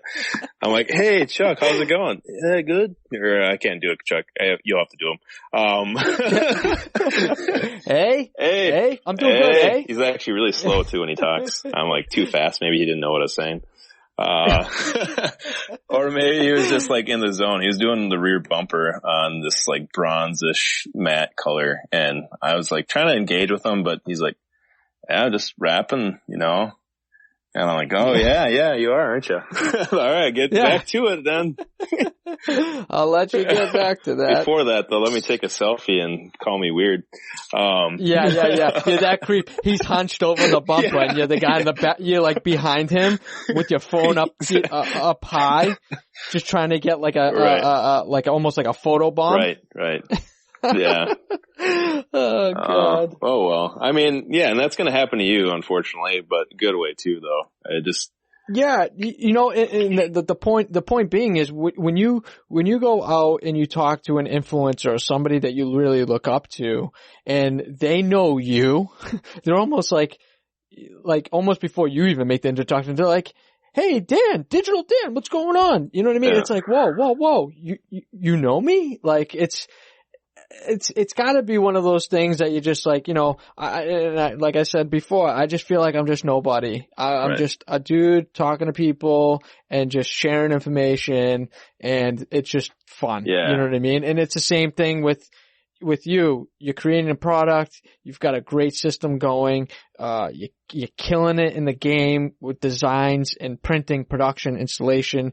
You're learning so much, and you are propelling yourself to your next chapter as well. And creating those, relationships and putting the pieces together, you're going to get that best marriage of the industry. You know what I mean? Right. No, I appreciate that. Yeah, for sure. It's one of those things too. And you asked us earlier about the whole retirement thing. I think retirement would actually be kind of cool to just travel leisurely into these wrap shops and just kind of, and it's not necessarily chill, but I think almost I think people like to go to Joe Miller's and humbly like rap with him. And obviously he's one of the kings. So you'd want to rap with him, and even PJ Nola, like go over there and see what's up. And those are kind of like the rap shop stops. You know, you could kind of like, you could almost have like a tour day, rap shop tour or something. And I think that would be a cool little, you know, ambiance of after we get like old and saggy, to just kind of, these are trademark spots, man. Yeah. You know, you're sharing battle wounds of the knife cuts on your fingers and, you know, the arthritis you get in your hands from holding the squeegee for so many years, and, or in your mouth, you know? Yeah. The mouth germs. Yeah, unfortunate. Yeah, unfortunately. It's incredible. I mean, to see that happening and to have a goal, an end goal for later. Mm-hmm. You know, it's see what happens. Yeah. And I feel like, you know, everyone if anyone's ever still listening to this, I can't say enough to you for one, to even listen to this, because Jeff is a good guy, but also too, to support the industry. So to do your part, and I don't even know how I even got on this thing, but I appreciate, you know, you even lead me into this, and then to know that, so everyone's watching you, make sure that you're doing the best you can. Always keep focused on the tasks that you're working on right now, and also please train, keep up to date, keep knifeless on your back pocket. No, I do believe in knifeless though, man. I wish. What do you got? Stock? What do you got? Stock in knifeless? You've plugged knifeless. I don't know. I got little tallies here, man. That's a lot. I'm almost having to flip the page. I don't even need a steak knife. I got knifeless, dude. Oh my god. Oh man. No, and I'm not even that good of a rapper. I'm not even that good of a designer, which is cool because I know where my place is. But I just love to hopefully inspire the youth, hopefully inspire somebody to excel to their level too, a little bit more. I see so many people working on the weekends and like working on like Saturdays, Sundays, evenings, like insane, dude.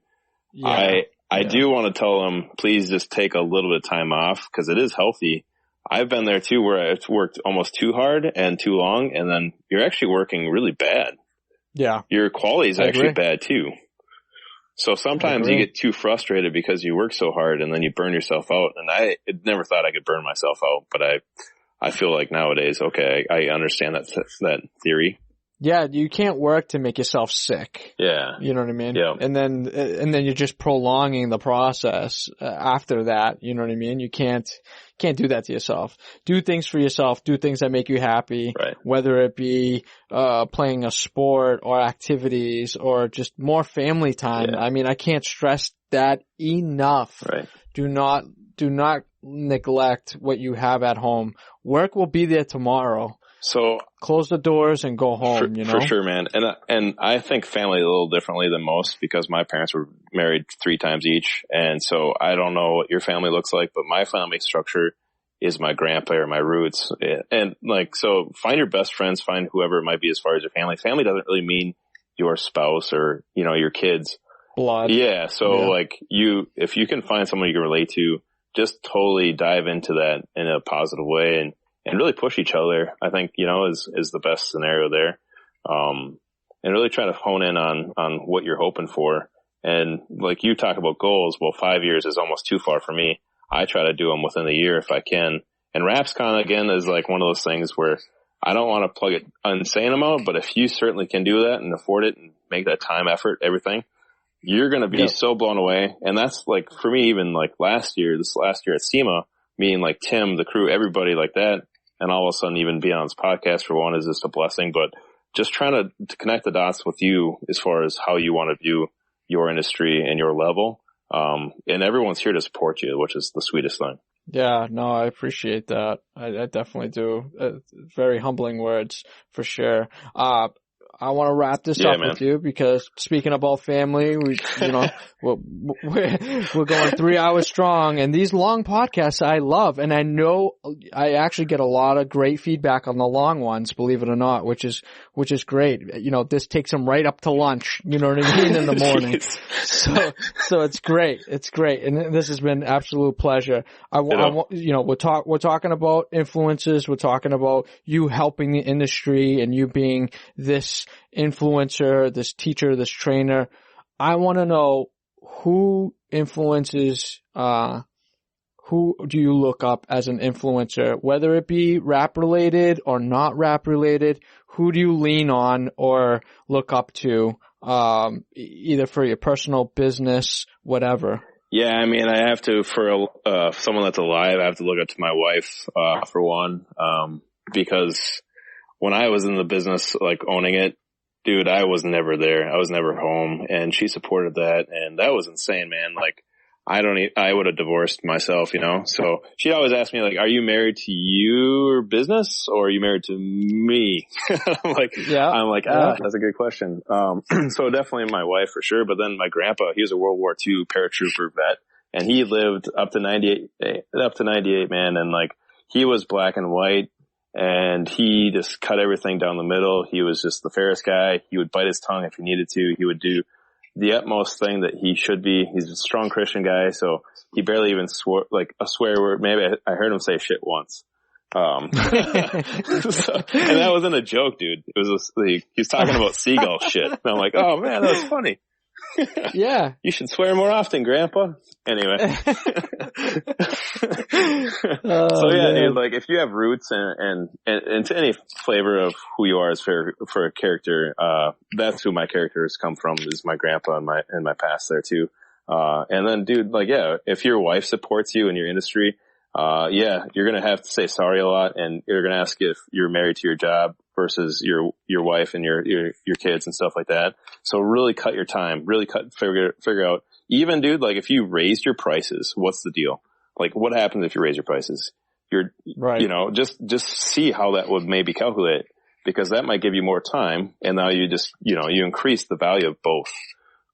Yes. Agreed. So if we can kind of even calculate that style of living, that's huge and healthy. And sometimes even scheduling out further than you want to. I hate even saying that, but that's sometimes the demeanor of demise. Like you made your own deadline. Technically you want to get it out faster. You want to make sure the client's happy, because they, not faster is always better. So like make sure that you communicate with the client to say, hey, if I give this to you in a week, how are we looking? Are you okay still? Good. And then vice versa, like just really kind of fill your client, because there's a lot of people out there that think they want it, they think they need it, and they really don't yet. They're willing to wait for your quality. Right. And I've had that unfortunately happen like too many times. I'm like, I've said sorry so many times to my clients. I'm like, hey man, I seriously, I really want this to work out the best of everything, but when you get it, you're going to love it. And they're like, yep, no, I get it. It's worth the wait. So it's one of those things where it sucks. It hurts in the guts to say it's one more week out or whatever it might be, but that'll give you that rest that you need and that success that you want. I agree. And to be the best that you need to be to finish the job. Correct. Yeah. Yeah. Yeah. There's nothing worse than spending too many hours and dreading it. I hate it. But yeah, you start neglecting things. You start questioning things that probably don't need to be questioned. The one wrap that I worked on, it took a year to design. I was like, but that wasn't like, it wasn't like focused, right? It was just like break 2 hours, 3 hours a week. And I just dedicated a year to it. And, there was over 100 and some layers in Photoshop and some other fun stuff. Oh. But it was fun, man. It was like a puzzle. Like people just sit down and enjoy a puzzle here and there. And that's kind of what I had. And like, so if you can even have projects like that just kind of distress from, and then the client, or even maybe it's your own personal project, dude, the end result is amazing when you put that much energy and time into that. But not in like, you scale that out and you have a project that no one can even touch, because how the hell did you do all that kind of response? Right. And it's fun though. I love that response. Man, what the heck, not to like get like deep into this. You just totally like opened up another door right now. What the heck project was this? So I want to get you home, but now I'm like, you got me by a hook now. Oh, dang. All right. So this guy, randomly came to me. He had a 2006 Mustang and he wanted the Eagle just on his hood. And then that inspired me to go, okay. And then he had like some piece of clip art like on his hood. He's like, what do you think? You want something like that? I'm like, that's gross. And I told him like, that's not good. I don't put my name on that if you want that, but whatever. And so I'm like, how about let's go like more realistic. And you'll see it on, it's kind of been in my feed a little bit on that. So what I did was I took like probably 8 photos of an eagle. I probably put about 3 or 4, 2 or 3, 4, whatever, flags together. I was trying to adjust them, kind of make them right. Then I did like the rip up pattern, and I just trying to like figure out my craft on that. And then we started getting this hood figured out. So now we're like, okay, what's the purpose of this wrap? So we're like, okay, why don't we dedicate this to all the troops, all the dedicated to the serve that are up in the ground, the serve that are down below, and just really give a praise level to the vets. And so and then we went through just tons and tons and tons and tons of photos, like on the real life side of it, like for, World War I and up. And we investigated the ships. We investigated like what was what. And then we put like, signatures of, I think it was over 50 or 60 vets with their branches and where they served. And there's just tons of like little artwork clips inside of that too. And then I made like clouds into like just kind of developing the war and the history. One was land, one was sea, kind of the Navy and the Army on one side, on the other side. And then on the top was, all the wars that, like all the deaths, and just kind of giving a tribute to all the wars that have been served up there on the roof. And then, it was like a memorial on the back. So I had some really crazy, like there's one clip where obviously the guy's like holding the one guy. He's got one leg only. And just like stuff like that where just like people were walking around it, and you had to keep walking around to just get all the photos in. And you just keep walking around. You're like, oh, I didn't get that one the first time I saw it. Oh, I didn't get that one the first time I saw it. And then, and you could see people like actually tearing up when they were walking around this thing. It was just crazy, man. We put all the branches on the front. Some gave all gave some, or all the way around, I think. And just really kind of developed it the best I could for a wrap. And I wrapped it all the way around, like I color matched the yellow. It was a yellow car. And so like, I was like, all right, well, we have to do it right when it releases. So we did a Memorial, day. We prayed, we went through this thing, and it just hit up the whole town. And it was pretty cool, man, to see the reactions. But the sad part was the young people just don't get it. But like the middle, baby boomers and higher were just like, it was a big impact, and it was pretty sweet to see the reactions. My grandpa was on it too, since he was a paratrooper. I had him sign it, and I actually took all the signatures and I vectorized them, and then I put them in there. And then, it was just kind of a fun project, Man, that takes a special human being to take the detail that you created and time that you took to create that, man. It's like, to think a guy came in and all he wanted was an eagle clip art nonetheless on his hood, and you created this piece of art that is like everything has a rhyme and reason to it, and just the detail to put into this, man. Dude, I commend you for that, dude. That's awesome. When it came off the printer though, it was like, no way, this is the day it's printing. And like when you put those puzzle pieces together, you're like, wow, this is going to take forever.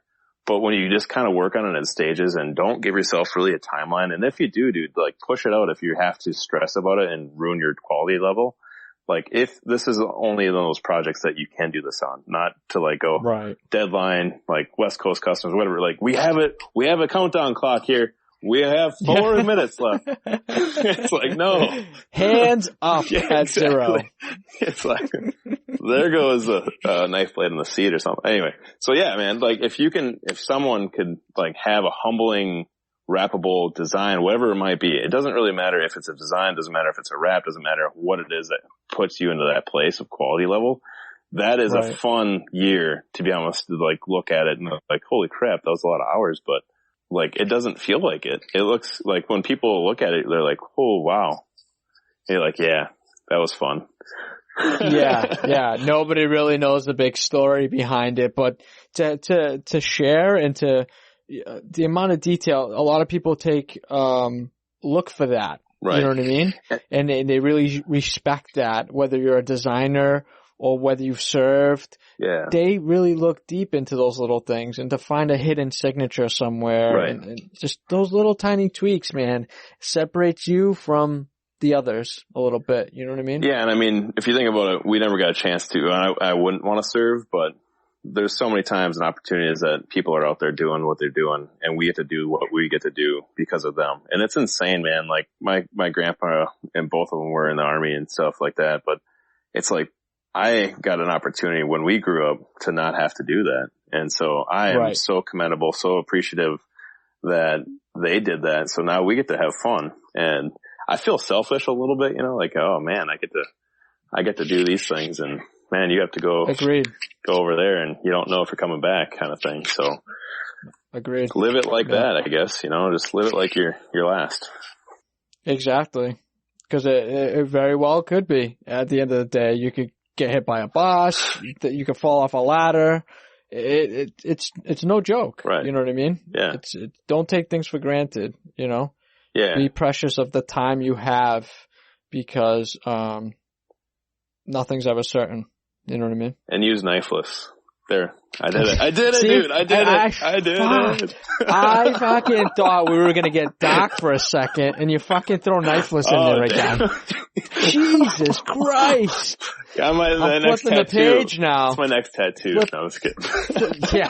Yeah, a big roll of green tape. I'll be like, it's on my sleeve and no one can get it out.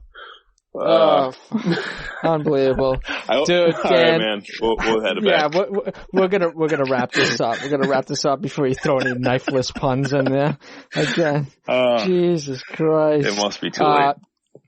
No, it's never too late. You know this. Dude, it has been an absolute pleasure talking to you likewise, again. Man. With the knifeless puns.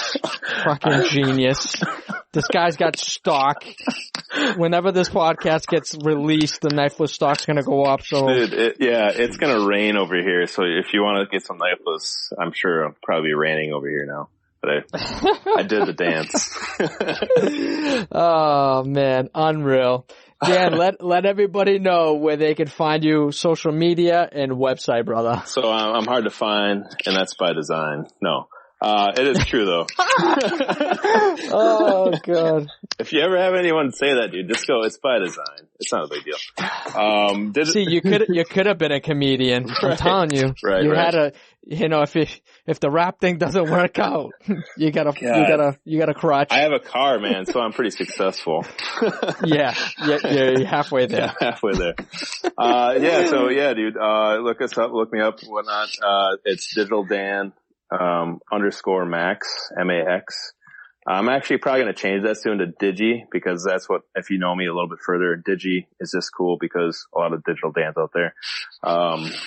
So anyway, Digital Dan _ Max. I don't know. I mean, Facebook, Digital Dan Lundberg.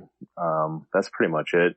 Our website's so I feel like it's, land before time right now. And it's 4 years old and needs to be updated. millsoutxtreme.com. If you want to judge my face, you can definitely go over there and look at that. Honestly, I'm just waiting for another knifeless fucking no, plug. Dude. No, I don't want to ruin my surprise. All right, man. It has been an absolute. I might send you. Go ahead. I might send you a cake and knifeless. All right. Yeah, it's definitely too late. Oh shit! Unbelievable. Unbelievable.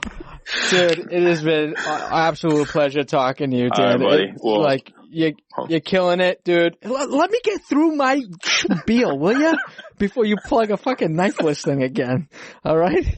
Jesus. I wish you and your team well for 2018. That's it? Chirp, chirp. Oh man. Chirp, chirp. Oh, I was like, all right. Okay. Cool, man. No. I'm trying to end on like a professional note. Oh, shoot. That didn't work out. Oh shit. I am not cutting any of this out, by the way. No. This is real talk. Yeah, this is like ranting, but yeah, I appreciate it, man. No, I can't commend anybody again to do what they're doing. Just keep going it. And I send you many, many props, dude, for putting extra effort, time, energy into this podcast. And it's just fun, man. And I hope I get to high five you and say, hey, that's Jeff. And then you'll be like, and I'll tell everybody that's you. And then people are like, oh, there's Jeff. And you'll be like, I have no clue who all these people are. I am very bad with names. Just fucking putting it out there. So wear a name tag on RapsCon if you go. Yeah. Yeah. Hello, my name is. Right. Oh my God. Yeah. Unbelievable. All right, man. Well, thanks again. We're not going to be professional at the end. I don't know. Maybe we can be. Definitely, I can't say enough about training, and you got to get going. So hope your goal line for next year or even this year, we'll follow up with that and see where you're at with training. Definitely. It's going to happen for sure. And I'm very excited for that. And, leading up to RapsCon here, a few weeks out, I'm hoping to build a couple more relationships and maybe start setting, this plan in motion after I leave there. Heck which yeah. would be, a big goal for me. That'd be huge, man. Awesome. Nice. Dan, again, thank you so much. Thanks. Appreciate you. And thank you for, giving me a hell of a laugh today. Yeah, it was my pleasure. And, likewise, man, just keep killing it and, blessings. What's up, everybody? Hope you enjoyed this episode of the All Wrapped Up podcast. Hit that rank button and review. And to stay up to date with future podcasts, hit that subscribe button. Till next time, folks, that's a wrap.